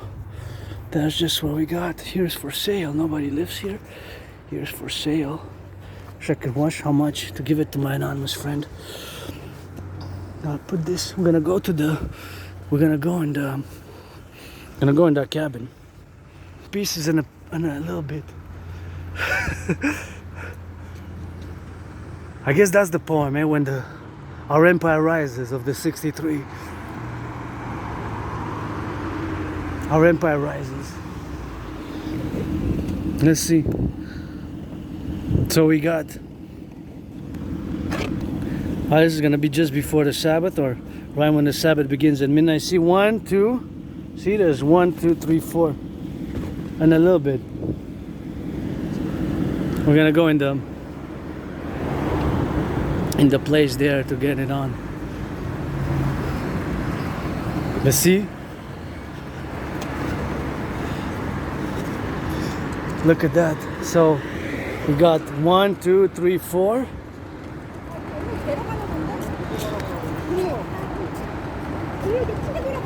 1, 2, no.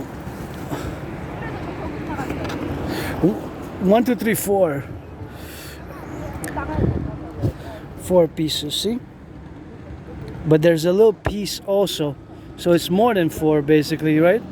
See that piece underneath? There's a little piece. See? So it's a little bit more than 4 pieces. 1, 2, 3, and then that piece there is like a small piece. Gotta turn your heads left and right, and hey, yeah, I'm grateful for this, and this is what we're gonna go here, you know, put it in 4 pieces and I guess a 1/7 of a piece. Gonna go in here and put it in the backpack, you know. That's always good, rock and roll with that, and that's always something which I gotta appreciate myself, you know, because it's something which we gotta get on that drill, and we're gonna manifest, and we're gonna get it now, and put a little bit of that in the backpack, and then go to the mountain, happy, joyous that we found some food, and it's gonna discard something here.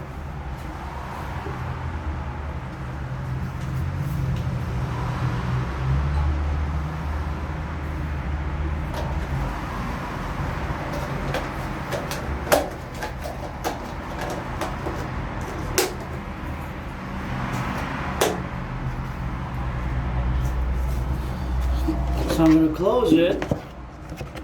It smells good.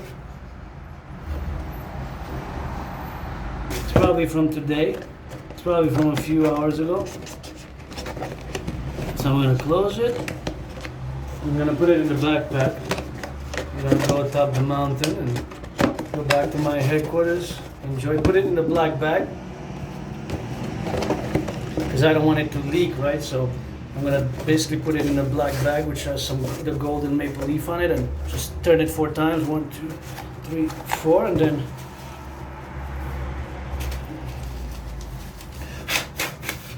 in the other backpack right there. So on top of the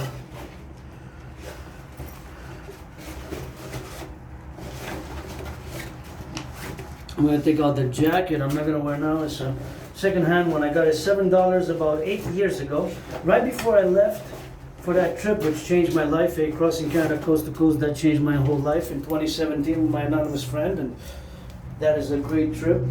I got the tickets. We went August 2017. We left for Vancouver, BC. It was a 3.5 days bus ride. We changed buses several times, and I still have the tickets. And then in September we went to Halifax, Nova Scotia. So we went for Halifax, Nova Scotia, and then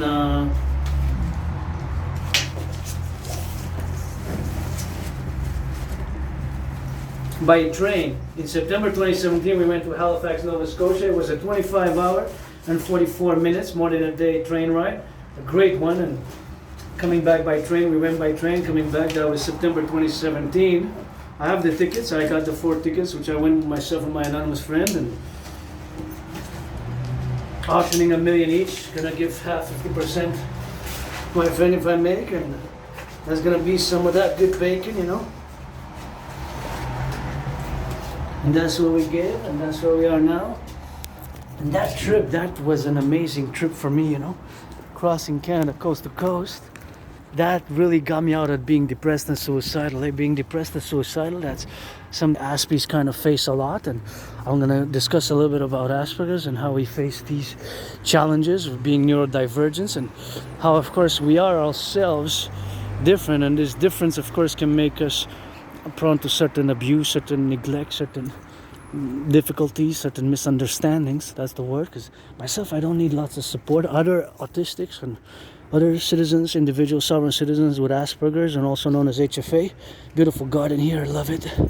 Do need more support. Thank you, public workers, for these beautiful gardens, and I love these flowers there. They feel so good. So you got 1, 2, 3, 4 on the side there. These are super kind of rosé, a little bit like that rosé wine, you know. And thank you, public workers. I love the embellishment of the city, you know, and that's something which I appreciate myself on the 24/7 with that appreciation. And Gonna cross on the other side, just make sure that I don't get hit by the car. Got 4 seconds is all I need. Speed it up a bit, and you got a beautiful architectural design here. And then cross on the other side, see? Yeah, we're gonna cross there, and we're already on the mountain. We're already on the mountain here, Mount Royal. The 3-peak mountain, Mount Royal, has 3 peaks, of course. One of it is Outremont, the other one is Westmount, and now from Westmount we're going to the Montreal Mount Royal proper itself, and you can see the beautiful architecture which we have there. And this is a quite beautiful building. You see it often in my videos, because sometimes I come here every day, eh? My second home. I come here so many times for years and years and years, in this life and in a past life incarnation. Sometimes I lived as a woman here. I was born a woman between 1688 and 1735, and I even met Louis Cyr when I was born a man. I lived around 1904. I met Louis Cyr. Anybody wants to finance that I go up and down these stairs 300 times for $300, feel free, feel welcome, and gotta be grateful. Made it again to my second home.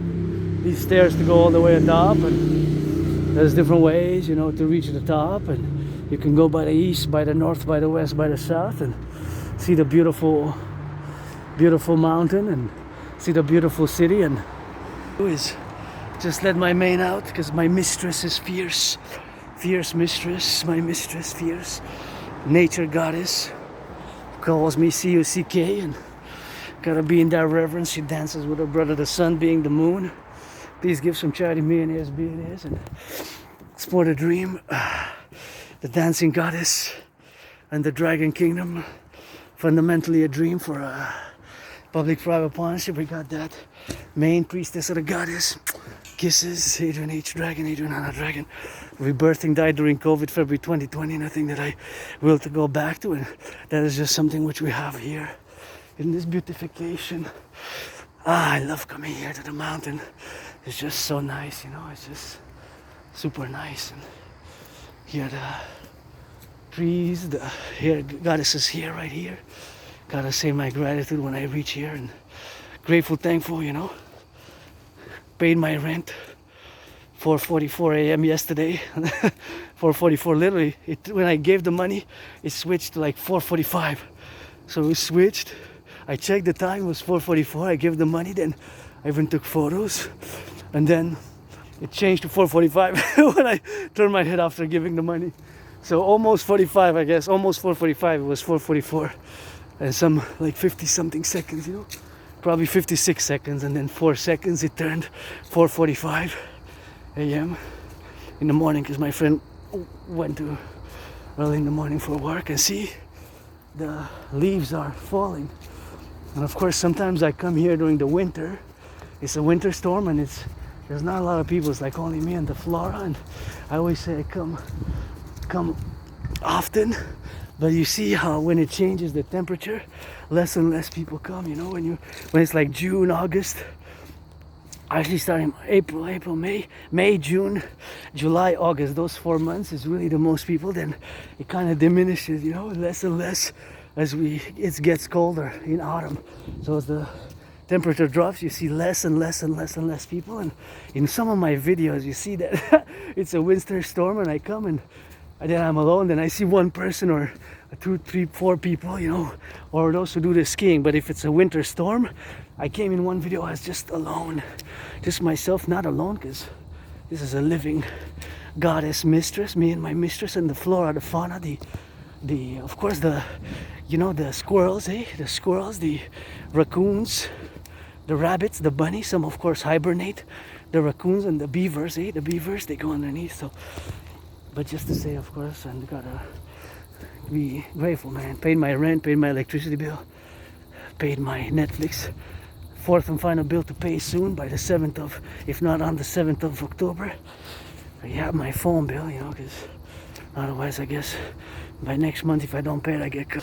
So yeah, here I am, aspie artist, athlete, philosopher, geopolitical theoretical, honest, and theorist, in the red financially. But you know, I just need money for food now.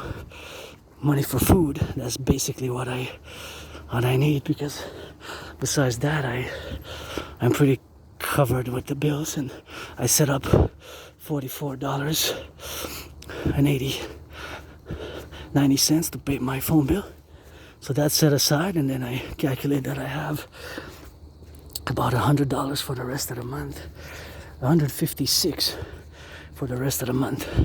From since I'm not gonna buy anything tonight, all things considered, because I got halva at home that I bought the other day. So I bought 2 days ago. So I bought the halva, and I got that. So that is something which we're gonna do. So usually we go on the other side there at the top, but now what we're gonna do is just go by here, because we always go that way. Is have the routines or come inside here in the darkness, and let's change the route a bit.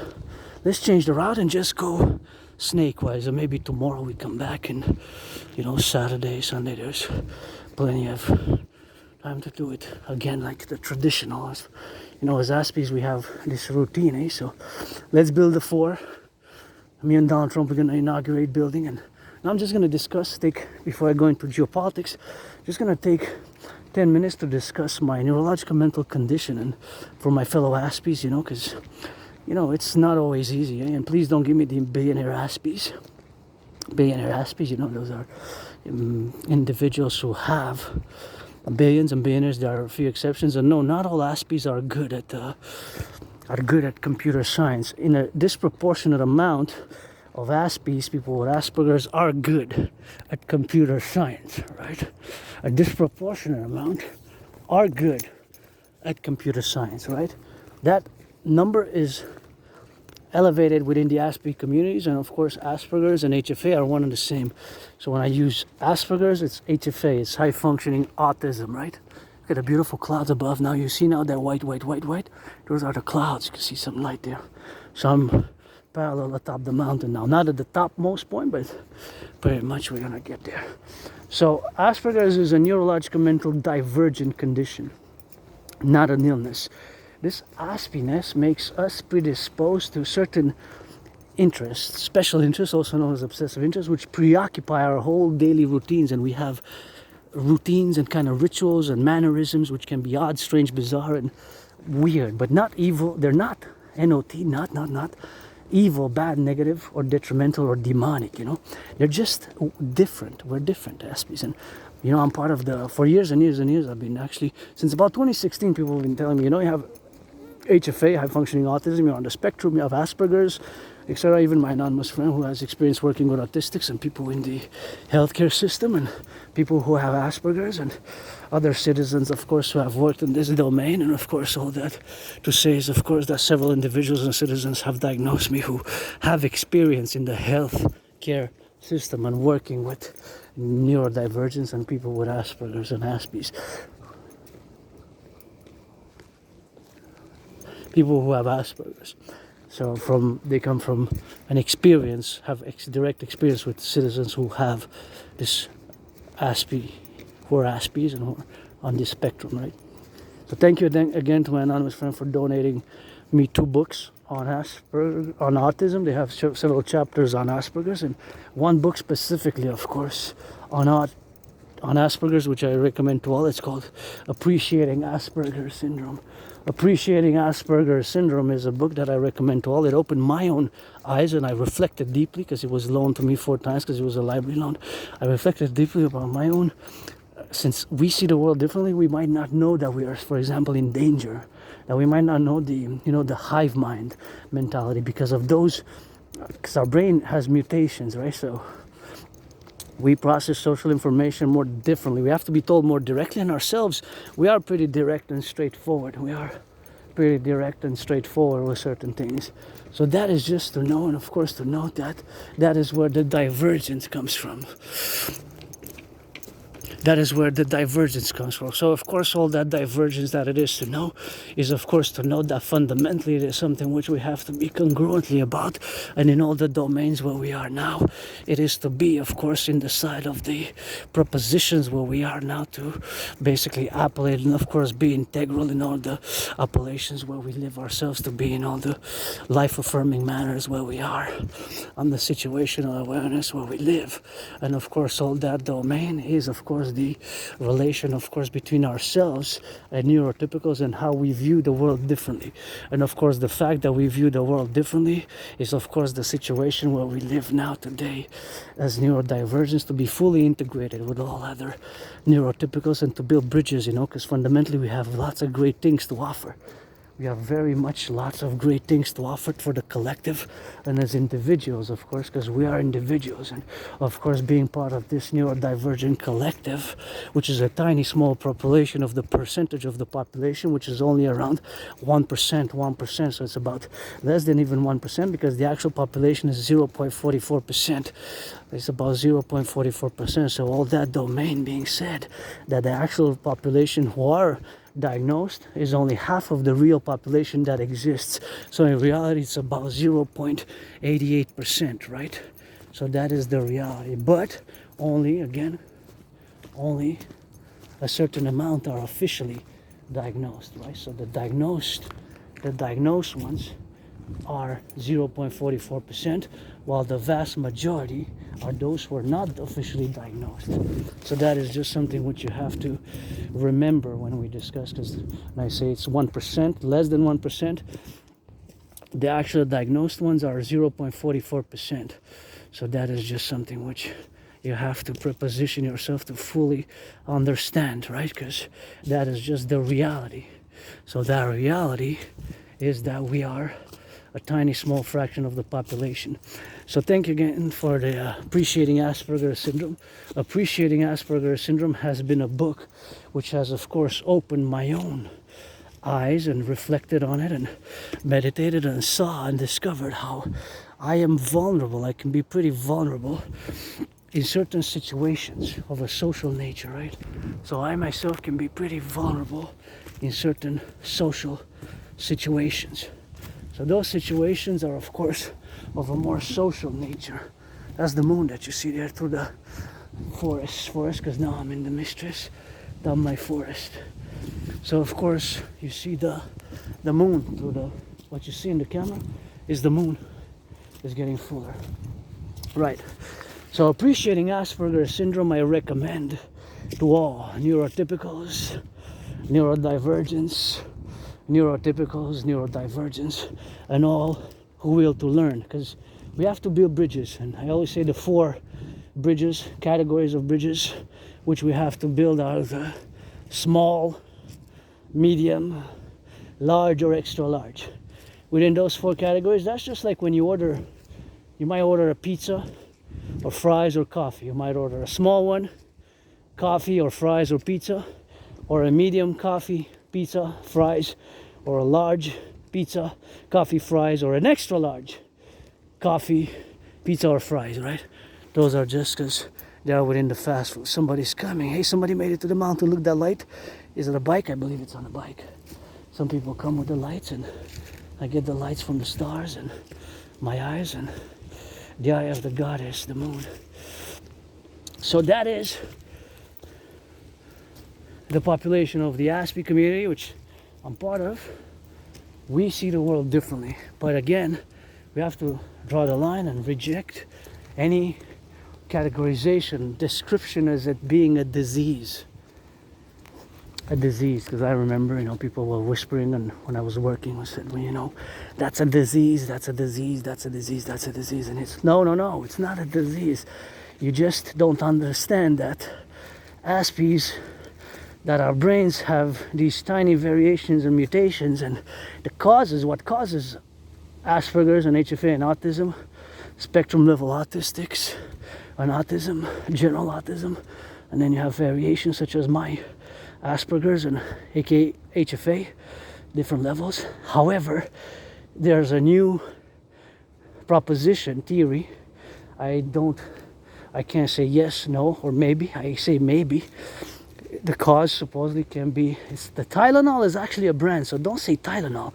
It's actually the acetaminophen. Whenever I say that word, it kind of reminds me of a past life, you know, previous life, previous incarnation. That's kind of what I come into mind when I say to pronounce the word acetaminophen. So that is just the ingredient found within Tylenol that supposedly can cause potentially Asperger's and HFA and autism. And remember that Asperger's before 2013, 2014 was a diagnosis by itself. It merged with the autism spectrum post 2013, you know, 2013, 2014.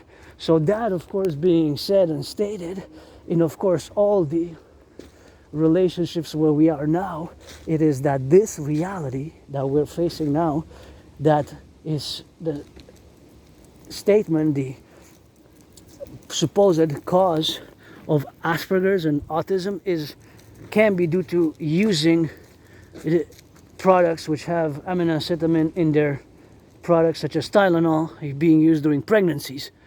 So women who are pregnant can use this Tylenol, and of course because of that Tylenol use, it is of course the situation where we have now, of course, to be situationally where we are now. So all that domain, it is of course to say that it is the proposition where we say that it's a possibility, but we cannot rule it out, and we cannot officially say, of course, in the meditation aspects where we are now, to be recognized as such as a reality that it is a valid causation, or that indeed aminoacetamin causes. If you hear the sirens do the 360 citizen protocols of the 360, and that is what it is with that XYZ. So always for the 10, the 50, and the 3, always for the 63, and always for the butchers, the bakers, the nurses, the doctors, the firefighters, the plumbers, the electricians, the welders, and the butchers. When you hear the sirens of the firefighters, of the police, security services, ambulance, do the citizen full circle 360 spectrum, 180 degrees to the left, 180 degrees to the right, and that is just something which we have, of course, to be concomitantly in all the appellatives, of course, mannerisms which we are to do and implement for myself, for you, for us, for all of us as individuals. So back to Asperger's, we have certain characteristics which are very odd, weird, and bizarre, and we might inspect objects very close. Myself, I do it because I check details, just like I showed before in the past videos. You see that I show you exactly, and for years and years I still do it. I don't mind doing it because I do it because what's the harm? For me, I want to know what those numbers signify, and the numbers and the details. Sometimes there's weird numbers. I'm not talking about the barcode, but you could check some labels of the chocolate bars. You could check some labels for the chocolate bars. You could check other labels from, of course, that you see for the cans, and other labels that you see. It's of course a classification and an industrial standard and a classification where we are now, to be appellative in all the domains where we are, that those numbers might be an internal classification for the industry, or it might be, of course, the label number, of course, 1984, for example, which was stamped and put upon that product.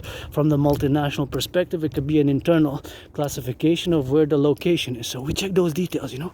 Also, echolalia. Echolalia is repeating the word verbatim per verbatim, and another one is, of course, repeating verbatim per verbatim what somebody has said. And of course, all that domain, which is of course superseding, of course, to be, is of course the other appellation where we have now of the domain and integrity, of course, to be in all the domain where we got now to be suffused in, is of course the position where we are now. Of course, that is the position where we get, of course, to be in all the situational awareness is where we are now. The domain that is to build the bridges with us, between us and neurotypicals, that this clarification and understanding must be in accord that Asperger's is not a disease, and that we have, without being too intellectual and academic and philosophical about it, that we have characteristics, because I don't use the word symptom, right? So things such as echolalia. Echolalia is repeating the words verbatim per verbatim what somebody has said, you know. So repeating verbatim per verbatim what somebody else has said. For example, in the situation where somebody says a certain word, and of course that's something, that would be the phrase. Somebody might say, of course, the phrase exact phrase, myself included, and repeating words and sentences twice, 3 times, and being overly bizarre about certain details and objects, and having special interests. And my Trinity, and having these rituals, routines. I don't mind change that much. I guess since in the past 11 years and 6 months, I changed so much. Like 4 times, I died during COVID, I moved, and I was depressed and suicidal. And now I'm going to discuss the 4 main problems which Aspis have. We got 4 main problems. We have, of course, one problem, which of course is problematic, which can be, of course, one problem which can be the relation that we have with friends, making long-term friendships. I got the solution. Don't waste my time.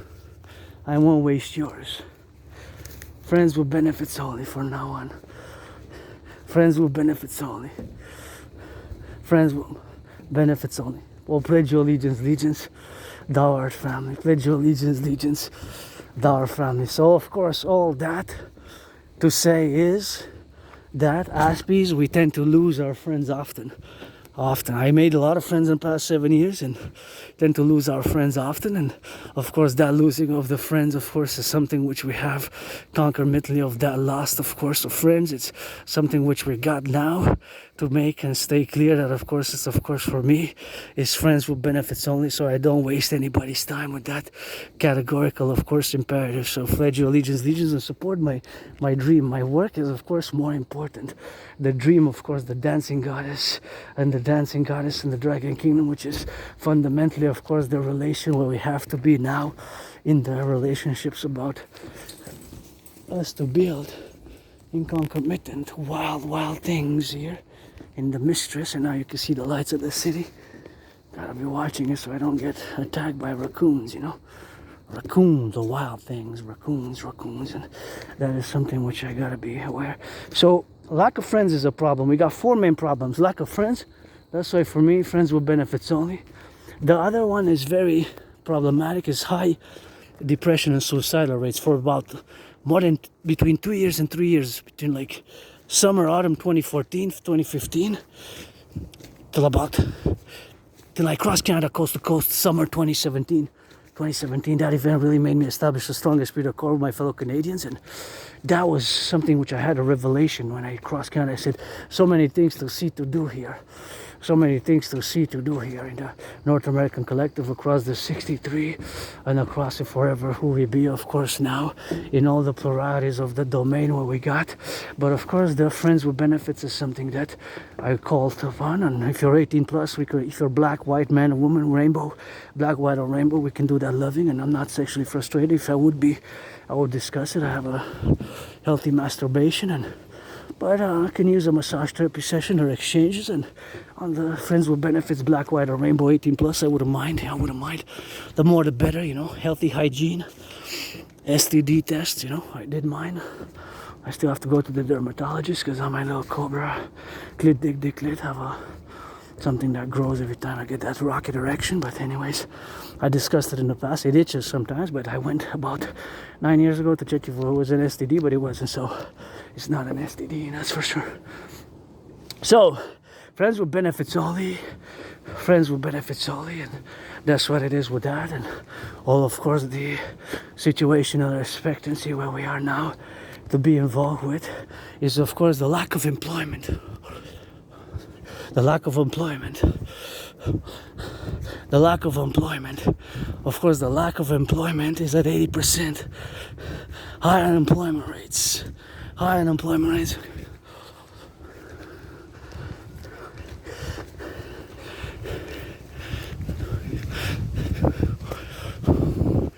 So, of course, that is, of course, the concomitant relation. The unemployment is very high.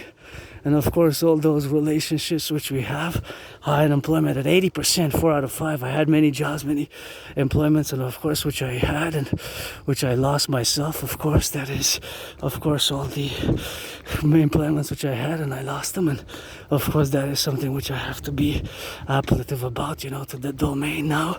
So lack of employment, here I come. Let's see how many people came. Oh, I guess some people, because it was hot, they came on the go, and that is just something which we have now to be on the corrective side of things. And I just love these ones, and that's what I love here with that. And look at these beauties, you know. And all, of course, that is something which I really appreciate. Here we are atop the mountain. We're gonna check for that beautification here. Such a beauty. Look at that. Here's the headquarters of the dancing goddess and the dragon kingdom, and there's of course just where we are now, and beautify of course the kingdom here. It's of course something which we got now to be on the side, you know. Look at these beautiful moon, and there's just some things we have to do. And that is this something what we got to be doing now, you know, for all the beautification, of course, of the situational awareness which we are now, to be concomitant, of course, where we are now, you know. Gotta check it for the border there. Gotta check it on that border side, see? That is the pyramid there, see? Beautiful pyramid, and that's what we got to be. And the borders over there, the 50 states. My brothers and sisters in the 50 states over there. Firefighters, butchers, bakers, nurses, doctors, LOV, truckers. Imagine all the truckers on the road, eh? To maintain, to build all this. All construction workers, eh? Who build all the skyscrapers. Quite something, eh? If you think about it. And the bridges, eh? The bridges, the aqueducts. All underneath, eh? To have the sanitation, eh? Quite a privilege, civilization, to have running water, electricity, Hydro-Quebec. All this electricity is renewable, eh? It does not pollute, eh? Does not pollute. All this electricity that you see is from the hydro water, so it's all from Hydro-Quebec water. None of it pollutes. Gotta imagine how they build that in Bay James. That's before I die. I want to go see the project here in Bay James, you know. We gotta build more. We gotta get the North American Collectif, and we gotta get rid of that border. Get rid of the border, and get it going on that. And that is something when we have to be doing on that, and we have to be doing on the left, right, Z, of course, for the dimension and all the civilizational aspects where we got, and we gotta do it on that side, you know. And that's just something which we have to be thinking about it, you know, for all the domains where we got now, to be of course intermittent where we are now, you know, the living expenses and the living territorial, of course, where we are that, and there is a bit of that where we go in the darkness again, and that is just something which we got now, you know. So yeah, quite a beauty, eh? Quite a beautiful city, love it. My home in this life, Hakala, Montreal, and in a parallel life as well, past life, previous incarnation. And now we're gonna go check it from the side, another side, and finish the discussion on Asperger's. And again, we got those 4 problems, you know, unless we can go down. No, let's do it. We're gonna go semi-traditionally, because we came back by that way, and then we're gonna come back by the other side. So I'm gonna finalize on Asperger's, and of course autism. We lack friends, eh? We don't have a lot of friends. That's why friends with benefits only. And there's a high unemployment rate. I had many jobs myself. It's just losing them, you know. 4 months, 4 days, 4 weeks, 3 months, for a few days, a few weeks, you know. It's just long term is a problem. Unemployment for Aspies is of course 80%. So, but don't give me the ones that are good in computer science, because yes, disproportional is about 20%, which is of course 1 out of 5, right? So of course the 1 out of 5 congregants is of course something which of course has to be doing, of course, you know, the situational awareness, which we have of course to discuss now, all the interpolation and the imposition, of course, of all the other conditions which Aspies live with on a daily basis, and on a long-term basis, and on a medium to long-term, and such in a temporal manner, is the high unemployment. 80%. That's 4 out of 5. So don't give me the millionaires and billionaires Aspies. And of course, the ones that are good in computer science are not that many. So of course there's about 4 out of, so it's disproportionate amount. So between the neurotypical population and you is about 1 to 4.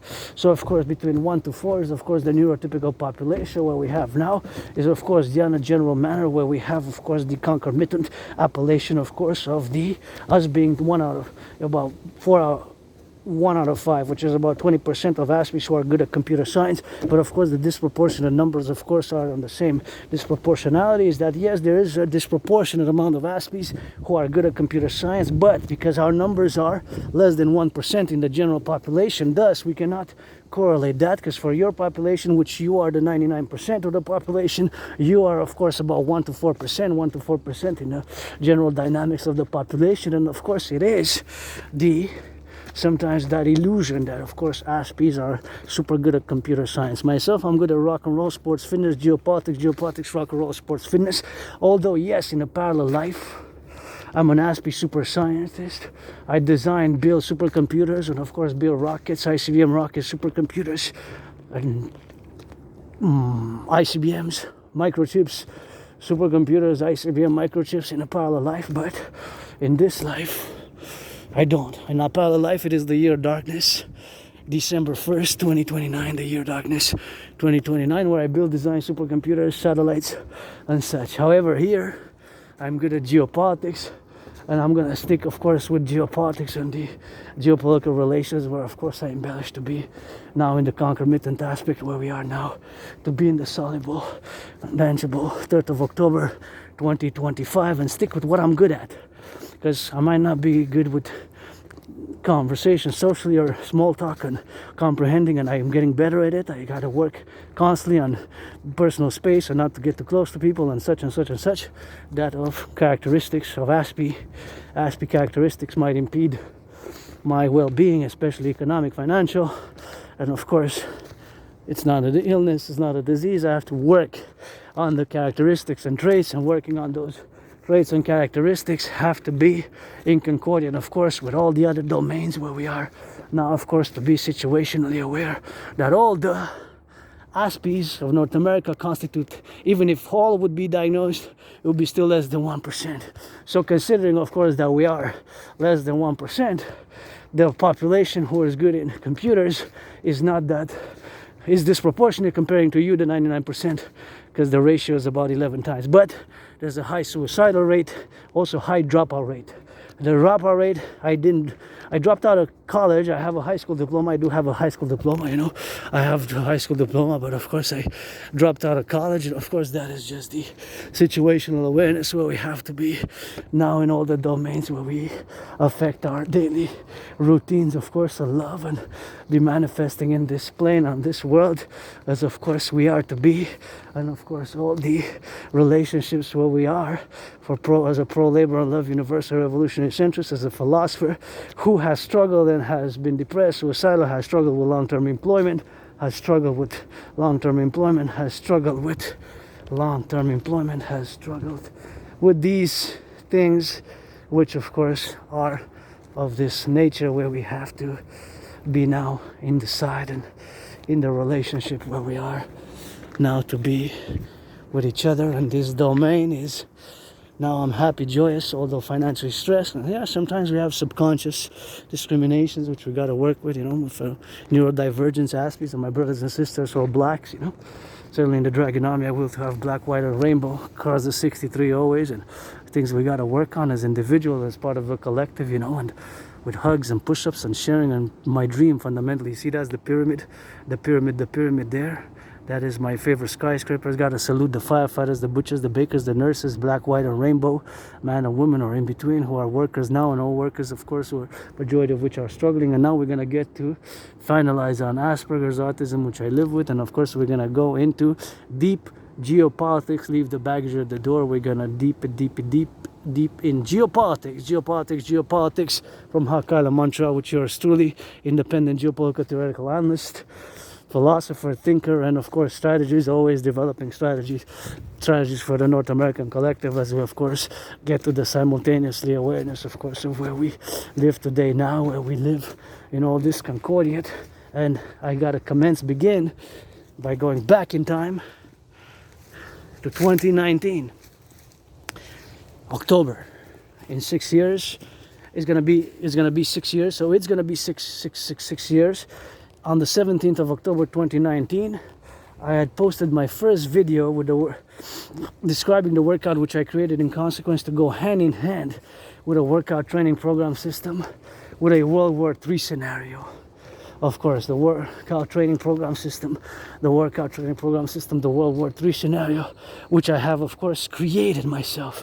So in other words, I predicted what's happening now in a general manner.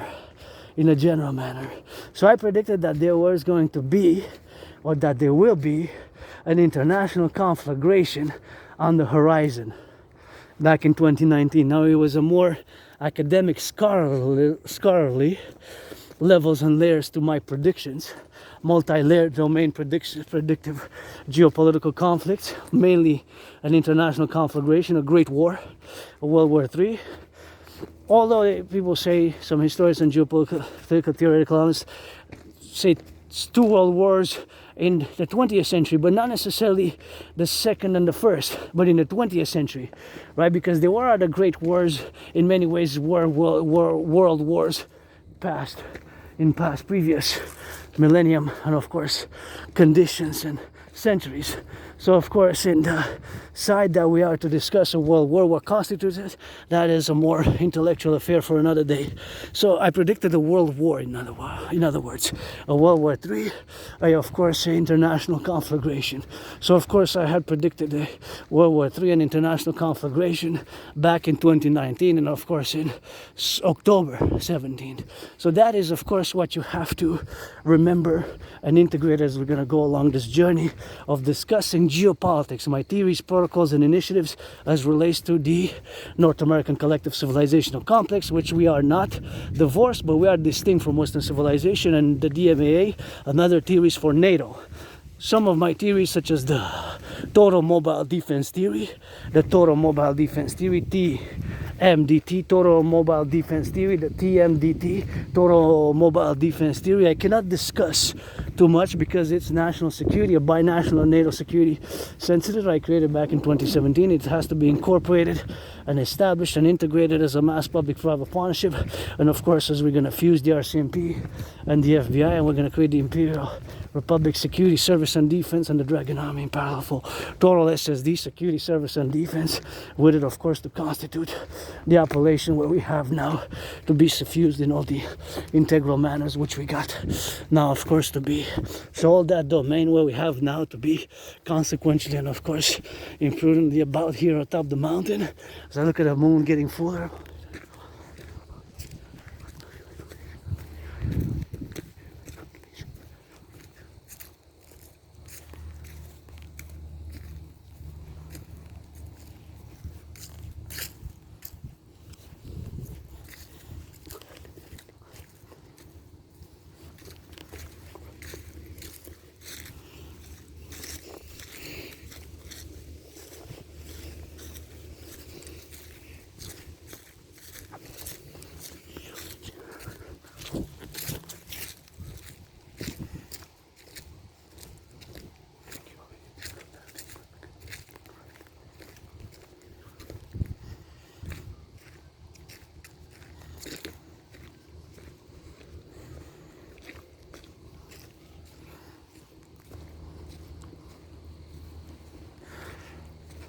So that is my prediction back of 2019.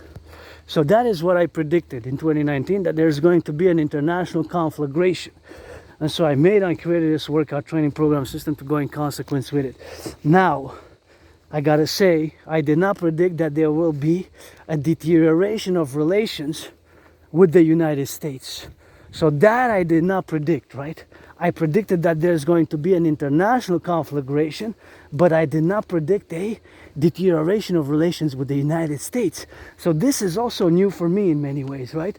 The current situation with the United States is also new for myself, as of course Saint Cordiate.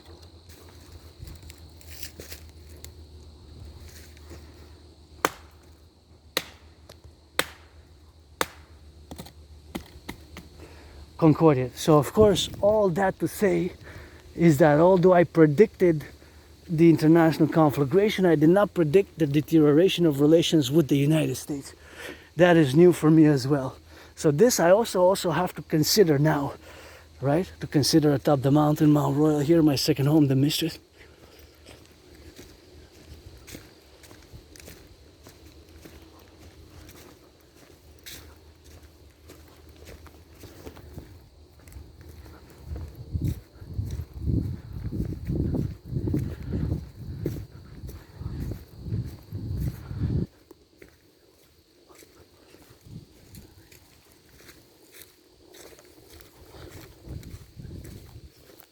So now, of course, have to, meditate and have to discuss it. So in 2019, I predicted that there was going to be an international conflagration, right? Keep that in mind.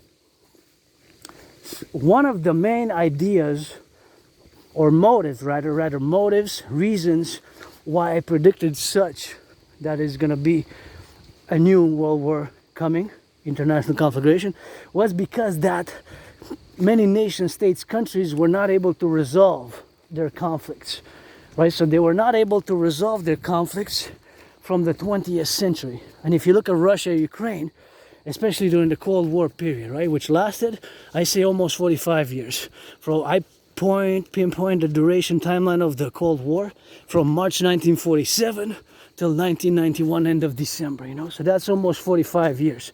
I say 44 years and about more than 9 months, almost 45. Some people say from 1946 to 1992, so that some people even say more than 45. Actually, some say even more than 46. I don't dispute, I don't argue, but that's my placement of the duration of the Cold War between February, March 1947, and of course December 1991. So whether you want to prolong it a bit, I don't mind. The point is that these conflicts have reignited because Russia, Ukraine is basically a conflict which kind of dates from the Second World War, post-Second World War, from the Cold War, COLD, the Cold War, which lasted, according to me, almost 45 years between March 1947 and 1991, right? So if you look at Israel, Hamas was also founded in the 80s, Only 20 years later, during the Gaza Civil War in June-July 2007, Hamas took power of Gaza, right? So, but they were founded 20 years earlier, in the 80s, during the Cold War. Pakistan and India, just earlier today I was listening that there are some hardcore declarations from India vis-a-vis Pakistan, because they have a unresolved conflict from the Cold War period. The Kashmir, the region, which is disputed areas, right? So that goes back to 1947 during Gandhi's Declaration of Independence of India and the partition of India, because before Pakistan was part of British India and Bangladesh as well. Later, Bangladesh and Pakistan split as two different distinct nation states in the 60s. So hardcore history in the 20th century, think about that. And of course, that is to say that was my prediction, that these conflicts will restart, will re-intensify, because they did not have a final resolution, just like we had here made what I call the great linguistic compromise of the French language. Even Trudeau, before he left, about a year and 7, 8, 9 months ago, 2 years ago, let's say, Trudeau financed hundreds of millions of dollars for Quebec French language, for francisation, as we call it.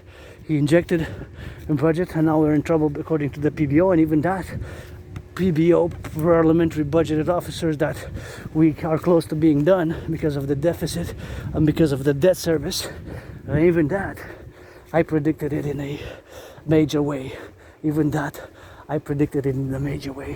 So of course, all that consequential appellation for us to say is of course the discordium, for us to of course analyze and of course be focused with the solution that it is now representative of the representations of where we have to focus with solutions, such as me as an N.A.C.W.P. I lost most of my friends. Don't waste my time, man.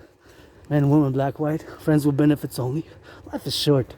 Pledge your allegiance with solutions. We gotta focus. It's tough times. I suffer, struggle, been depressed, been suicidal, almost died several times, was attacked by surprise, was bladed up, hit in the head, and you name it. And Here I'm Joyce, and bury me here. The back of the Belvedere. Every 11 years, change me from here to the city of the pyramids. Pyramids where the pyramids are in Cairo, then to Papa Crowley. And as far as I know, maybe I was born underneath the Pentagon. Maybe in Berlin. Which one? Because if I was born in 1984, east or west, west or east, East Berlin, because they were split until November 1989. Or maybe I was born in Lugos, Transylvania. Maybe I was born in Haifa, Israel. I gotta find my birth certificate. Anyways, the most important is also now that in a parallel life, I gotta inject that in a parallel life, I know everything there is to know about this. Satellites, antennas, and antennas such as this one. I like the red and the white combination, and you got that 5G there. 5G networks, and this is radio and television telecommunications antenna. Sometimes we're far, far away, miles and kilometers from here, and we point the camera and I say that's the mountain. So now, if you check my past videos where we point towards that red RED, my favorite color, what I said, that red there, that's the antenna. I think both radio and television, see the antenna there. Those red lights, sometimes we're miles and miles, kilometers, and we point because the mountain can be seen afar off, roundabout the mountain, Mount Royal here at top. We're at the top of the mountain, and sometimes we're close by the river or close by east, west, north, south, and the mountain can be seen because it's right between the east and the west. And the Hawk Island, Montreal, was a hawk, H-A-W-K, my totem bird, and we have hawks here on top of Mount Royal. We have the bird, predatory bird, the hawk, H-A-W-K, 4 holy letter word, hawk, my totem bird. And here, point from over there, and it is the year of darkness in that parallel life where I'm also an N.A.C.W.P, and there I design, build supercomputers, ICBM rockets, all things to do with satellites, supercomputers, and microchips and antennas. And of course, in a parallel life, I design, build computers, super science. I'm a super N.A.C.W.P scientist, design, build telecommunications, and of course, all things to do with telecommunications. It is the 2029, and of course that 2029 is of course the year of darkness there where we got now in all the implementation, where we got to be now towards the moon and getting on that goal for continuation of the geopolitical continuation, of course, of where we are now on the Appalachians, of course, where we get it on the dynamics to discuss the geopolitical conflagration which has been unfolding at least since Russia invaded Ukraine. So I predicted it in a general manner now. I also predicted the general manner, of course, financially in the past 2.5 years, of course, the PBO, the probation, the parliamentary budget officer, PBO, parliamentary budget officer, the parliamentary budget officer, and that parliamentary budget officer had predicted what I had predicted massively, of course, in the Concordium, the unsustainability that our budget, of course, due to the deficit and because of what we implemented during COVID, that we're going to not be able to pay the interest, and we're going to have to cut. If you check videos from 2-3 years ago, even last year, ever since during COVID, I always asked Trudeau and Uncle Connie when he got elected 6 months ago, when he pledged allegiance to the King of England, interestingly enough, I always say it's time for the Republic, the King gotta go. The King is absent, I declare the King is absent, it's time for the Republic, and of course that fundamentals of our democratic republic where we got now to be fundamentally where we are in the domain, to descend and be careful when we go down here. I think there's a little bit of wind coming, so now it's going on that steep as we go from the darkness into the light. So of course, now to consequently say that also my prediction, the PBO last week, Parliamentary Budget Officer, has sounded the alarm, as I sounded the alarm almost 6 years ago in 2019 October, 17th of October to be specific. I sounded the alarm on a coming World War, international conflagration, and about 3 years ago I sounded the alarm on the unsustainability of our finances. And because what I did not predict was the current war, trade war with the United States. Now we have to be realistic, and what I'm gonna say now is of course that our main interest when it comes to foreign geopolitics is that we have to work to establish the best, most cordial economic, social, financial relations with the United States. Now this, of course, directive, geopolitical directive has to be placed as a, whether you're on the left, on the right, and the center, as a number one hierarchical priority. There's just no way around this. You have to accord it as a yes, yes, yes. This is just like the pie symbol, not to be confused with the pie which you can eat, but of course the edible pie has nothing to do with the pi symbol, which is a mathematical symbol, which is always the same constant numerical value of 3.1416, and that is the reference, of course, between the diameter of a circle. The diameter and the circumference of a circle. That is, of course, the diameter of a circle, you know. So that is, of course, always 3.1416, and that is, of course, the representations where we are now. So that representations is, of course, always in the formulation of the pi, which is a two-headed N. It's like a two-headed N, you know, it has that two heads. One looks like a hawk or a bird, and the other one looks like a canine aardvark or donkey or dog, even something that's kind of a bit unidentifiable earth creature. Aardvark maybe, hyena maybe.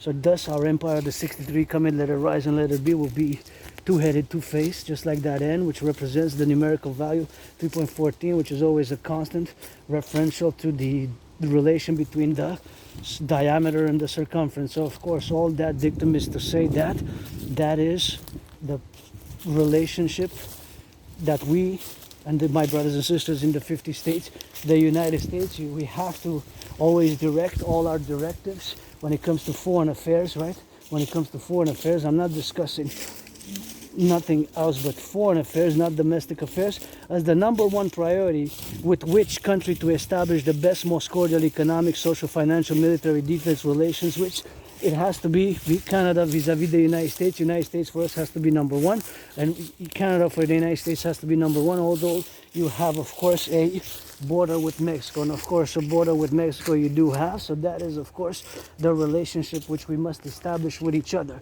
the best, most cordial economic, social, financial, military relation. That is just a constant. It has been so for the past 75 years, at least since the dissolution of the British Empire, the British Empire being dissoluted, and of course it has been so for many years. Of course, many years it has been so. Of course, that is something which we have to appellate, and of course have to integrally be, of course, suffused with all our powers, whether on the left, on the right, or in the center, to affirm it with a yes, yes, yes, yes. You cannot negotiate with that reality, geopolitical reality. You can't say no, no, no. You cannot say maybe. It is yes, yes, yes, yes. We must work as a hierarchical perspective. We must work, of course, to impose the best, most economical military position with, of course, whatever the case may be with that. And of course, that is, of course, just the reality where we have now. So, of course, all that interpolation, and of course, all that fact, what we have now is, of course, that we must impose these directives to reformulate and even take it stronger to a further step, to fuse. And it's not in a way Granddaddy Trump, as I've been challenging Donald Trump since 2018 to a boxing match. But of course, that is just, look at the moon, super beautiful, of course, there to be, of course, with the super moon. And that is just something where we have to be doing now, to be in the concomitant where we have now, you know. So that is just something where I got mindful of, and we have to fix this, because it's going to get a little bit of hydration when we discuss the DRT and consequently the DMAA. But fundamentally, we must work to establish the best, most cordial economic, social, financial relations with the United States. There's just no way around that. And thank you workers who built, of course, these laborers. I always wonder how they did it to build, eh? So this is a privilege of civilization. That was my thesis back in 2023, and I concocted it, wrote it a few years ago. Gonna keep on discussing it, but just imagine all the aqueducts, of course, to build in the Appalachian.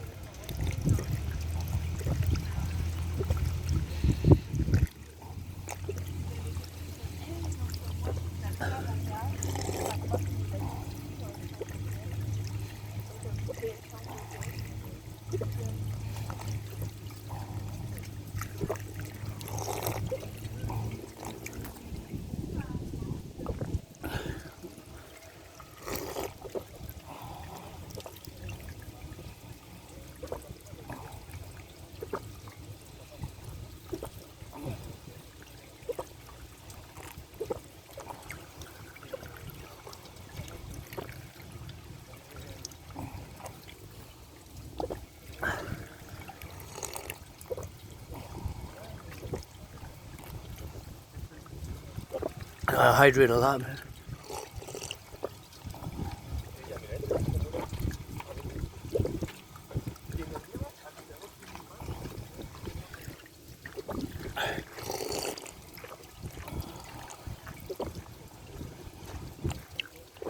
Oh yeah.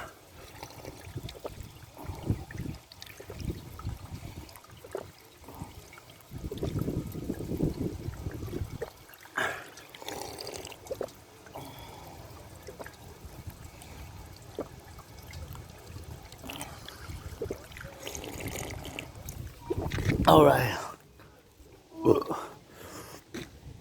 All right. That is just how we gotta do it, you know.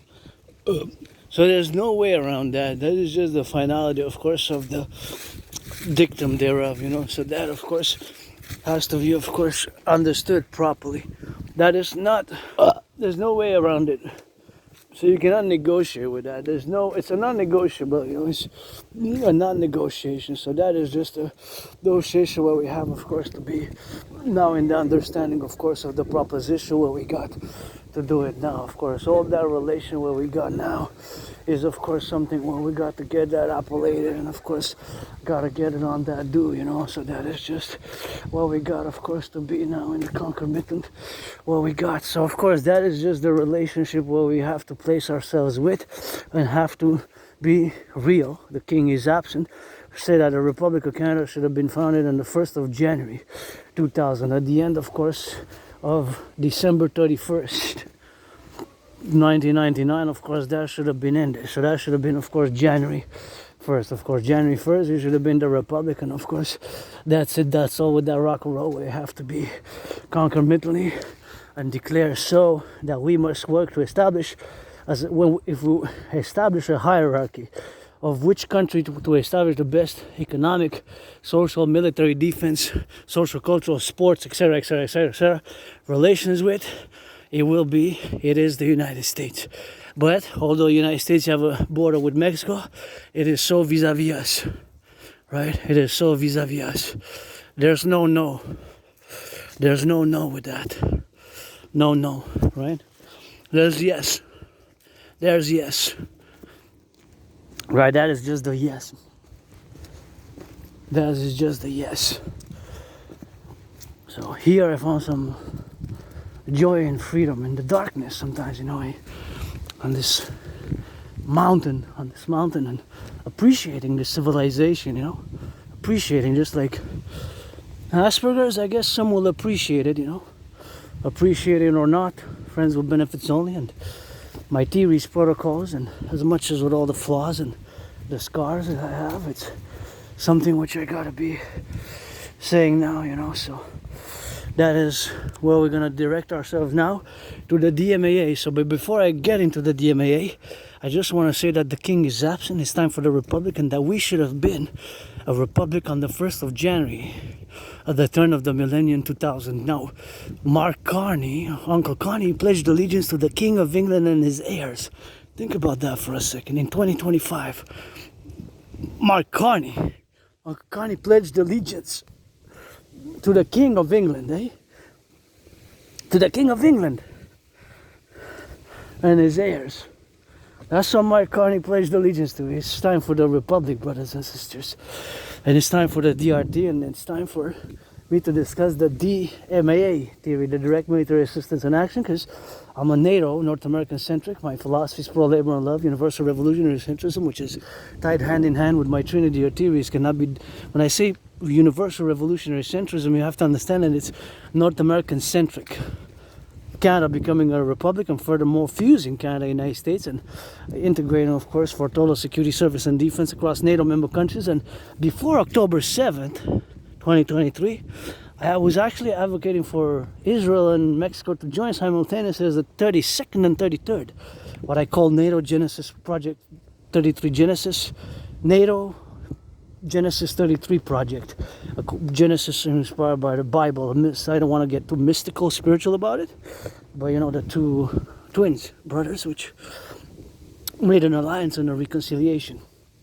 So, but now, because technically Israel is still at war, I know there's a ceasefire now, we're going to see where that's going, but now Sweden joined, right, as the 32nd.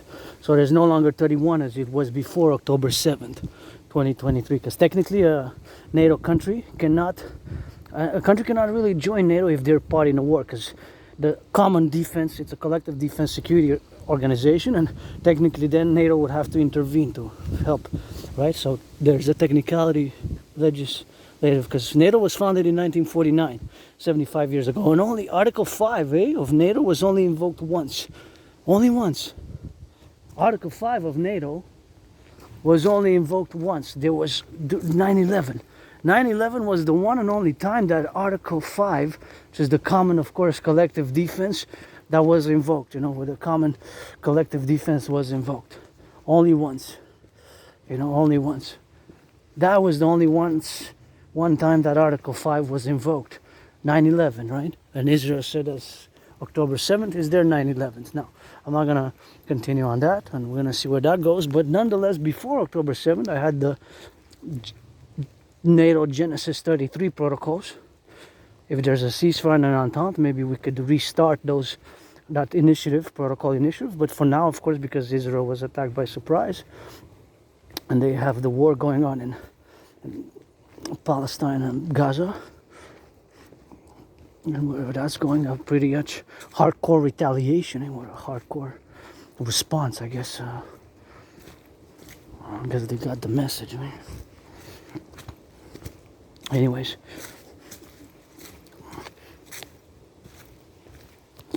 I am for world peace, but fundamentally my theories, protocols, you have to understand my work of the past 7 years, where I predicted what's happening now, because fundamentally I'm not on the ground, with 300 men, 300 women in Ukraine, Russia, in Israel, Palestine, in Taiwan, in India, Pakistan. I'm even, to be honest, this island of Montreal, Hawk Island, I didn't even leave for, like, I think 7 years, more than 7 years. Even it's possible that more than 8 years since when I traversed Canada coast to coast in 2017. It's possible. But I think I left 7 years ago. I think I went on the South Shore once.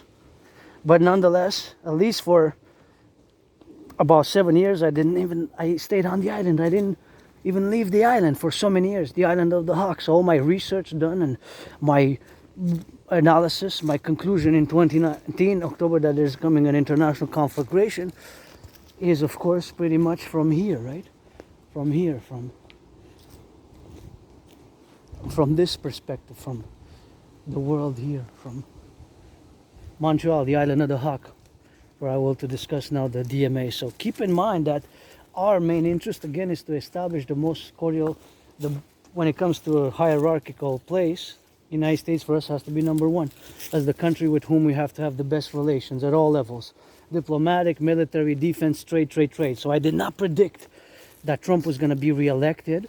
I did not predict that we're going to have such a low relations. And I get goosebumps now because I'm thinking about it to discuss it, because I must discuss it and address it. You know that since August 1st, we are designated Canada as an unusual and extraordinary threat to the United States. This is serious. I get goosebumps, not just because I served in the United States Armed Forces in previous incarnations, twice in the same United States Armed Force in 2 different wars, because I know how menacing we can be, because I'm also an American. I'm a Canadian American. I'm always for my brothers and sisters in the 50 states. That's why my way to fuse best. If I get General Dragon of 5 stars, you're gonna get that Dragon Army for SSD, aka the Imperial Republic SSD Legion, which we gotta formulate by fusing in a mass public-private partnership, coast to coast, ocean to ocean. My theories are only for SSD, security, service, and defense, and rebuilding the infrastructure, the bridges, the roads, and my brothers and sisters rebuilding also the North American inner urban cities, aka the ghettos. We gotta rebuild the ghettos, brothers and sisters, together. So that formulation and that appellation is that we have to formulate ourselves from the other perspective now. So the other perspective, of course, is that we are designated Canada as an unusual and extraordinary threat by the Trump administration since August 1st. The justification, the motive given that why there has been an increase in tariffs on Canadian goods since August 1st of this year is because amount of fentanyl which crossed into Canada has tripled. That's given there in black and white. So the amount of fentanyl that crossed into Canada has tripled, right? Supposedly has tripled the amount of fentanyl. And also the problem given there was that the lack of coordination. Now when we coordinate, it implies action. When we cooperate, it implies that we can exchange trade information, knowledge, skills. We don't necessarily coordinate. Coordination, you have to cooperate when you coordinate, because coordination implies action. Cooperation implies, of course, knowledge, skills, exchanging, trading skills and knowledge and the such, right? Exchanging skills, knowledge and the such. That's what that implies, right? That's what that implies. So that implication thereof is, of course, the implication in this matters. That is the implication, right? Coordination is more implication of action, although you can cooperate as well, because you can cooperate just to exchange information, skills, and knowledge, right? But when you coordinate, it implies action. So the words there in black and white in the White House administration, the motive thereof is that our law enforcement agencies, the RCMP is the equivalent of the FBI, and our police forces and law enforcement agencies of Canada did not properly coordinate with the US law enforcement agencies on the border. And that the amount of fentanyl has tripled, which could have potentially killed 16 million Americans. More and more I'm designating this fentanyl. More and more I'm designating this fentanyl as a biological weapon, as a bioweapon. Because of course there's some temperance with it. And of course the temperance with it is of course the fact that there's something going on here, because it doesn't make sense from a trade perspective, from somebody who trades, right? If you trade, you buy, to make money, right? The drug trade and the drug dealers. But however, if so many people are dying from this fentanyl, then there's something odd going on. And more I'm believing on designating, of course, this fentanyl as a bioweapon because of that. So because of that, more and more I'm designating this fentanyl as a bioweapon.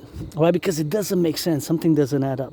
I think the tampering with it, they're changing, and more and more, that's why it's so deadly and lethal. And more I'm designating the fentanyl as a bioweapon. So now, what also is mentioned there, of course, is the growing problem of Canadian super labs, domestic super labs in Canada. Now, last year, 25th of October, just last year, 2024, the RCMP, our federal police, the Mounties, the RCMP, equivalent of the FBI, had seized the biggest ever drug super lab in history.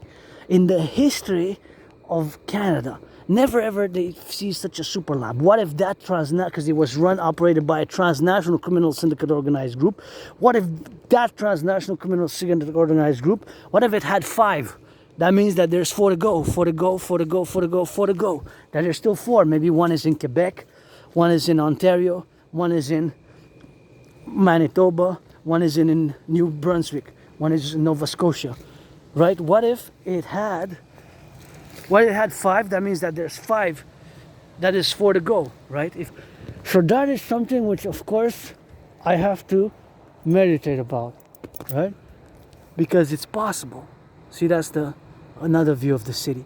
So thinking about that was the biggest ever drug bust in the history of Canada. When it comes to drug laboratories, the amount of doses that the RCMP seized was 95 million doses. 95 million doses from just that one super lab, which was dismantled just last year, 25th of October. You can check, Google it, RCMP super lab, 25th of October, 2024 seizures. You can see for yourself that 95 million doses could have potentially killed the population of Canada twice over. Can you imagine? Just one super lab. So you realize the crisis and the risk that we're on. And the RCMP warned us since about 2015 of a growing transnational criminal syndicate organized groups. From a growing transnational syndicate organized groups. The RCMP has warned us, of course, from for that there's a growing transnational criminal syndicate organized groups since 2015, of course. That was, of course, the date, the year that we were... The RCMP started warning us around summer 2015, right? Summer 2015. That is when the RCMP started warning us about a growing transnational criminal syndicate organized groups. So this is also a warning which they sounded the alarm during COVID since about 2021, about 4 years ago. But it actually dates from 10 years ago, from 2015, summer, autumn 2015, if you check back, that the RCMP warned us that there's a growing transnational criminal syndicate organized groups operating in Canada, more and more. Of course, the growing transnational criminal syndicates can be tied in with my DMAA theory and its potential consequences. Double A actually, DMAA, direct military assistance and action, which I'm going to discuss. But just to finalize that we're designated by, since August 1st by the Trump White House administration, the Trump and the administration of the White House, we're designated Canada as an unusual and extraordinary threat. It is something alarming. I get goosebumps when I discuss it. It's something which is really, we have to fix it. And the RCMP warned us since 2015 that there's a growing crisis. Transnational criminal syndicate organized groups are setting shops. And look now, things in the past 10 years have just gotten so much worse in so many ways, eh? Even the economy. So, but I got the solutions. It's with solutions we got to focus on. I know personally, forget the other things, focus on the solutions and the theories which I'm discussing, and pledge your allegiance, thou our family. And now we're gonna go back home.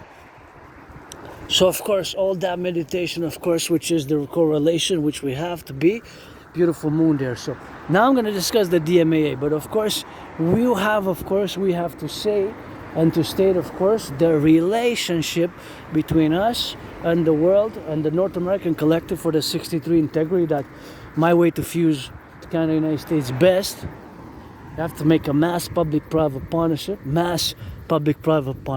right? So get back to, we're gonna discuss the DMAA now, the direct military assistance and action. Super important that I discuss it. But to finalize, we don't want to continue to be designated as an unusual and extraordinary threat. That is for sure. And 75% of our goods are from the US market. Now this is unprecedented. It's new for me, it's new for us in the 21st century. We never lived such a crisis as we are having now. And the border gotta go, the DUI, the imperial dollar, the two complementary covenant institutions, which I'm going to discuss, have to come. So the DMAA, direct military assistance. What is the DMAA? The direct military assistance and action, DMAA, direct military assistance and action, is of course the theory which has to be formulated in this manner. So the DMAA, direct military assistance and action, has consequences. It's only military, so not to be confused. This has nothing to do with providing humanitarian aid, such as soap, such as food, baby powder, anything of the humanitarian sort, right? Anything to do with humanitarian aid. It has nothing to do with humanitarian aid, providing humanitarian aid, right? Thank you to my honest friend for the conversation, which meant to be clarified, just to state that I have to make sure that it is understood properly, that again, it has nothing to do with humanitarian aid. It's only strictly has to do with, you guessed it, military. DMAA, direct military assistance and action, is strictly a military affairs. That means when NATO member countries provide assistance, DMAA, direct stands for, it's an acronym, direct military assistance and action. When NATO member countries provide assistance or engage in action within non-NATO member countries. So when NATO member countries are assisting militarily only non-NATO member countries which are involved in a conflict, such of course the more recent one, because there's many others, Russia, Ukraine. So the direct military assistance and action is not just a theory, it's a protocol, it's a working tool, it's of course something which has to be implemented. And of course, if you know the motto of NATO goes by. The motto of NATO is Animus inconsuelo liber, a mind unfettered in deliberation. That's the motto of NATO. Is Latin. Just the motto of Montreal is Latin as well. Concordia Salus. It's wellness through harmony, harmony through wellness, vice versa. Concordia Salus, just like the motto of Canada is Admare, Masque, Admare. And of course the motto of the United States, E pluribus unum in annum vit coeptis.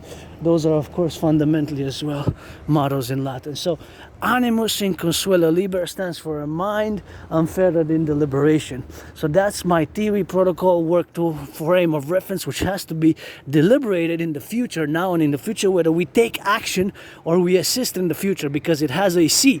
The DMAA, direct military assistance in action, in parentheses has a C, which is the consequence, which could potentially be that drug super lab, which could have, that was dismantled by the R.C.M.P. that I just mentioned a priori in 25th of October 2024 of last year. So it will be a year in three weeks. That is, dismantling occurred in 2024, October 25th, that it could be that the nation states, with their secret police force and financial means and covert operations, that they aid, support transnational criminal organized groups because we took assistance, because we assisted a country and the army of a country with which they're in conflict, at war with, which thus could have potentially killed their soldiers directly. Direct military assistance in action. Action is, for example, in Serbia, but actually Belgrade, right? Belgrade, Serbia, yeah, Serbia, Belgrade in 1999 by NATO. Another is in Libya, in Iraq, Syria. That's direct action. Assistance is, for example, Canada, who provided munitions, artillery, drones, and helmets, and military equipment, and armored vehicles, military assistance to Ukraine, as many NATO member countries did and do. It's military, but that creates consequences. One of the consequences could be, and is clearly, because NATO member countries support Taiwan, with which China still has an unsettled diplomatic, political, social, cultural problematic affair with, because Taiwan is officially designated as a rogue province. They do not recognize Taiwan's independence. And that dates back to before Mao Zedong founded the People's Republic of China, which is mainland China, in October 1949. That dates so far back in history, brothers and sisters. This is really something which, of course, is reciprocal. So, of course, all that situational awareness is, of course, for all the commandments where we are now, is that, of course, all this domain, which we are discussing now, the DMAA, the Direct Military Assistance in Action, has to do with the relations where we are engaged in that can be vis-a-vis and with and formulated in regards and in consequence to the relations where we co-equivocate that the consequence can be Russia and China, and it is surely Russia and China having strengthened their relations, their military diplomatic relations. So that is a potential consequence. It's a theoretical framework, basically, whether to take action or assistance in the future. So it's not just a theory, it's a protocol, basically. A protocol, a frame of reference, and a protocol to work with. A protocol for operation. A protocol for operation. So this protocol for operation has to be instituted in the coming, of course, Concordiate. So, of course, being that it's in the coming Concordiate, that is, of course, just where we have to be doing now to work with this framework, with this theory. We have to work with it. We have to be applied. It has to be implemented. It has to be a protocol from now on. It has to be protocol from now on, you know? It has to be a protocol. So that protocol has to be instituted as a frame of reference from now on, because it has consequences. One of the consequences is the Russia-China solidifying in the past 2.5 years and their militaries, and of course BRICS expansion of BRICS. Furthermore, the SCO, Shanghai Cooperation Organization, expanding. So it has serious consequences, which can harm us, even those nation states by their secret police or other covert means, to harm us directly in our, by financing covertly criminal syndicate organized groups like the one that the RCMP dismantled. And look, the problem it got us with our best friend, neighbor, which is like big brother, big sister, little sister, big sister, big brother, little brother. We got a fuse of big family, you know. The 63 for our empire, let it rise and let it be, by the DRT, which I'm going to discuss in a minute. But just to finalize on the DMAA, direct military assistance in action, it is not just a theory, it's actually a theoretical framework, it's a reference, it's a working tool. It's a work tool basically as well. It's all of that. It's a philosophy, it's a theory, it's a work tool, it's a strategy. It's a strategy. A work tool, a strategy, a theoretical strategy where we take it. So the work tool, the strategy, the implementation thereof of the DMAA, direct military assistance and action. So the direct military assistance and action has to be, of course, consequently. Of course, it has those theories, you know. It's a theory, it's a protocol, it's a frame of reference, you know. That is just what it is. It's all of that, basically, the DMAA. It's a theory, it's a protocol, it has to be discerned as well. Just like the motto of NATO is, animus in consuelo liber, a mind unfettered in deliberation. It has to be deliberated whether in the future we take action or we assist in a military manner. Again, nothing to do with humanitarian. DMAA, military. Leave the humanitarian out of this theory. This is providing weaponry which can harm the adjacent adversarial military. So now we're going to go to the DRT, the debt refusion theory. The debt refusion theory, paradoxically, is the solution, or something which resembles my DRT theory is the solution for us, for Canada and United States, and it has to be implemented binationally, because it's also part of the bipolar strategy for total BDD, benevolent dominance and dominion of the world, by fusing Canada and the United States into the Imperial Republican complex via the DRT, CIT, and the DFT, and creating the two complementary covenant and cooperative institutions of the Dragon Army, aka the Imperial Integrated SSD Legion, the Security Service and Defense Legions, and the Dancing Goddess Army, the Imperial Integrated Dance League, to dance for the environmental action and dance for action and assistance. So that is just the frame of reference which we have to implement the DRT now, because we have to implement it binationally because of four main economic financial problems which are facing both Canadians and majority of Canadians in both the public and the private sphere, and of course the majority of my brothers and sisters in the 50 states. So it's going to require a mass public-private partnership. All tech industries, BlackRock and Blackstone, are two financial institutions would differ. It's going to require my Scorpio brother Bill Gates, some computer scientists and bankers and financial institutions, both public and private. My RBC, BlackRock and Blackstone, are two financial institutions which differ. And of course, RBC, Royal Bank of Canada, and all the banks as a mass public-private partnership. And I'm smiling because I'm joyous to explain it, because it's a paradox that my strategies are mostly, I'm a philosopher, geopolitical theoretical analyst and theorist, but of course when you study geopolitics you got to know a little bit about public and private finance. So that is of course just the domain, of course, where we are now to be. So turn your heads left or right, and gotta go towards the moon here. We're gonna go, of course, all the way straight.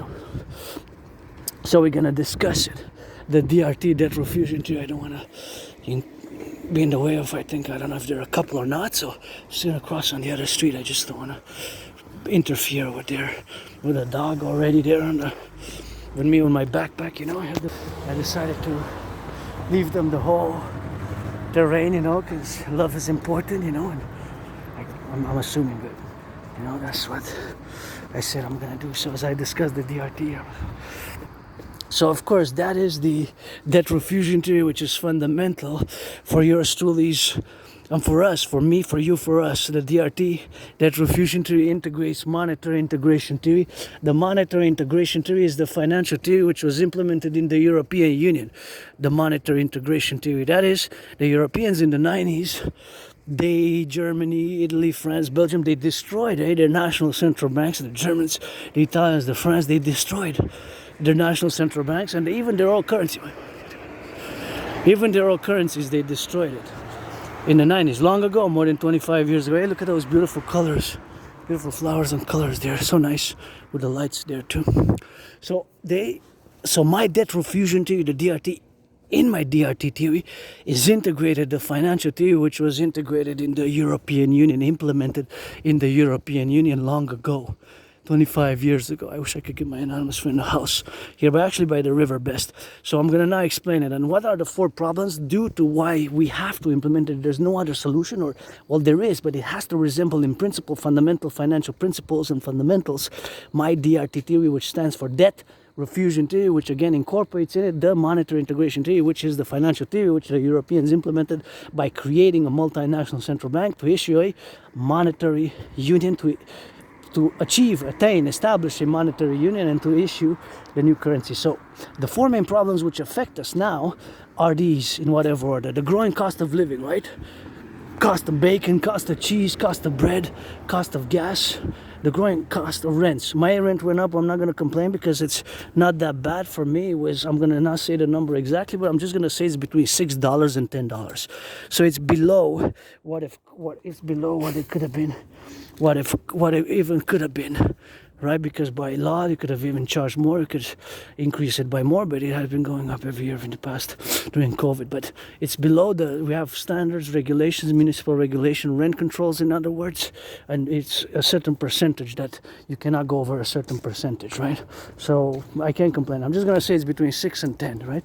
So rents are going up, prices are, while the salaries are stagnating. The salaries are stagnating. And of course, the credit card debts. People are getting more and more in debt in the credit card. So those 4. For both majority of Canadians and my brothers and sisters in the USA. So here's the DRT explained fully, and I'll try to be as simple without being too academic, intellectual, verbose about it. We're going to take all the public and the private debt, coast to coast, ocean to ocean. So I got $10,000 debt to the RBC on my credit line, more or less, about 10,000, rounded up 10,000. So we're going to take my debt, your debt, coast to coast, ocean to ocean.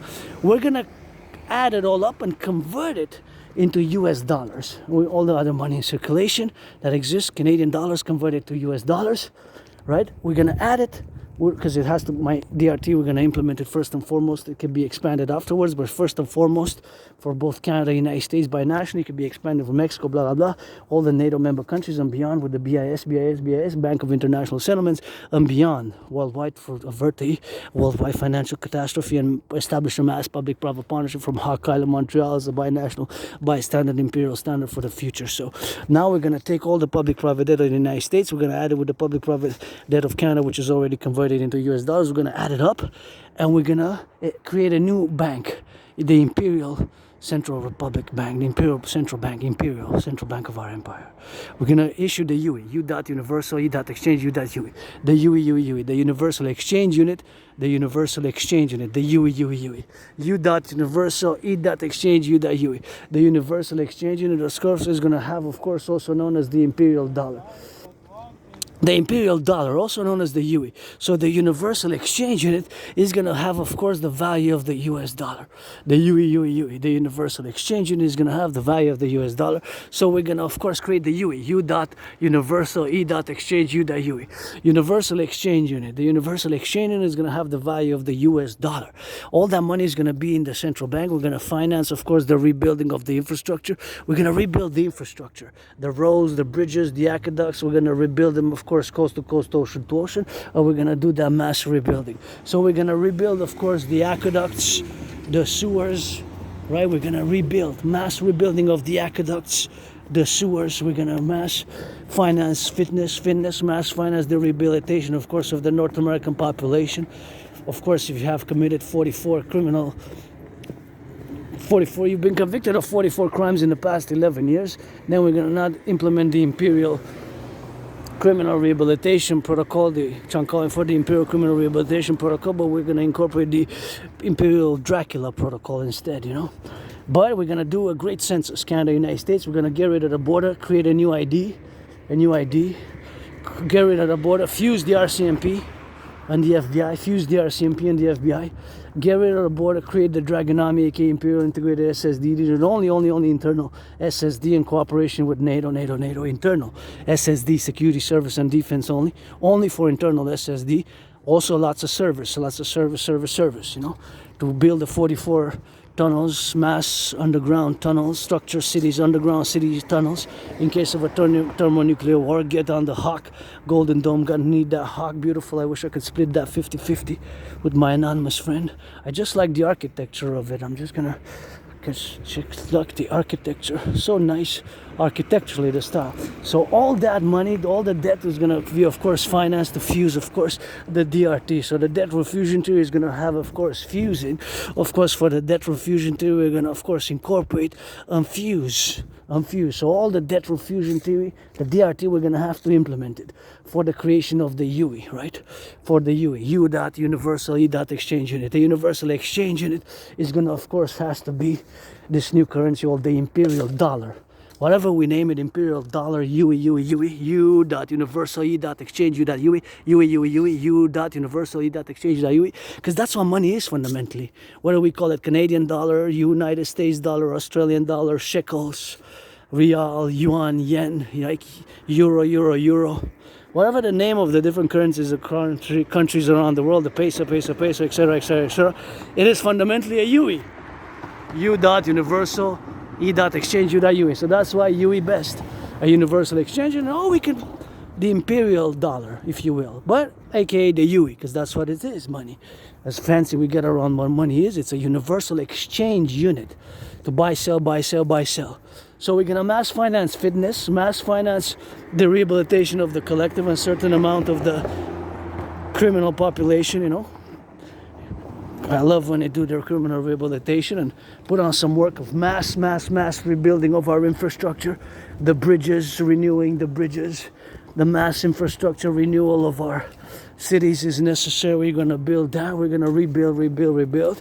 And of course, that's what we're going to do. Mass finance also the Imperial Tourist Protocol. We're going to get rid of the border. Every season, every equinox, solstice, spring, winter, autumn, and winter, spring, autumn, and summer. Summer, winter, spring, autumn. Summer, winter, spring, autumn, the 4 seasons. Every solstice, every day.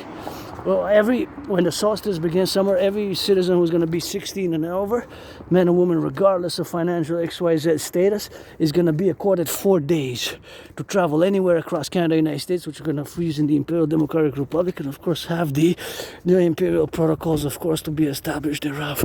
So of course that is, of course, the dream, and this is going to be rejuvenating, of course, the North American Empire. The empire, we're going to rise, but la jeunesse, I was going to say, first, the youth is going to be given every 4 days, every season, spring, summer, autumn, and of course, and this is going to rejuvenate Canada, United States, maybe even transnationally. It could be with NATO member countries, and of course, for our NATO member countries, there's a mass public-private partnership. We're going to create 4 days. 4 days where food, housing, and lodging, don't expect caviar and what have you, but expect food, lodging, and transport to be at the protocol expense imperial protocol. This is going to bring joy. Our youth who suffer, Gen Z, millennials, and all. Once you're 16 and over, even all ages, 16 and over, until whatever age, 4 days every season, 4 times 4, that's 16. 4 times 4, that's 16. So 4 times 4, you can accumulate. You can take them each in 4 days if you want. You can take the 4 days, or you can take 8 days twice a year, or you can take 4 days. Once you pass a second past midnight, then you cross another day. Then of course it's a double. There's gonna be 8 days. There's gonna be 16, until you get to 44. Once you get to 44, you use them or lose them, you know? You use them or use them. So you lose them or use them. Look at this, beautiful. Use them or lose them. That is just, of course, the concept.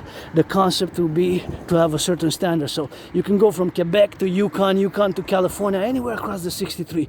We're going to do a great census. Great census. Mass rebuilding the infrastructure. 4 days every season.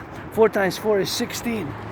So 16 days is going to be credited for each and every citizen who's 16 in age and over, you know. So food, housing, and transport, you can go and take 4 days every season that are changing, or 8 days twice a year, or 4 days 4 times a year, or 16 days once a year. Once you reach 44, they go back to 0, so use them or lose them. So in other words, maybe I'm gonna probably take the same is gonna apply to me. I'm just gonna take maybe 4 every season, or gonna wait twice a year or 1 time a year. But this is gonna be a great initiative, the Imperial Tourism Protocol and the UE, and food, housing, lodging, you know, anywhere from the 63. But once if you're traveling on the plane or in the train or in the bus by midnight, then after it passes the next day, you lose 1. So pledge allegiance, Legion.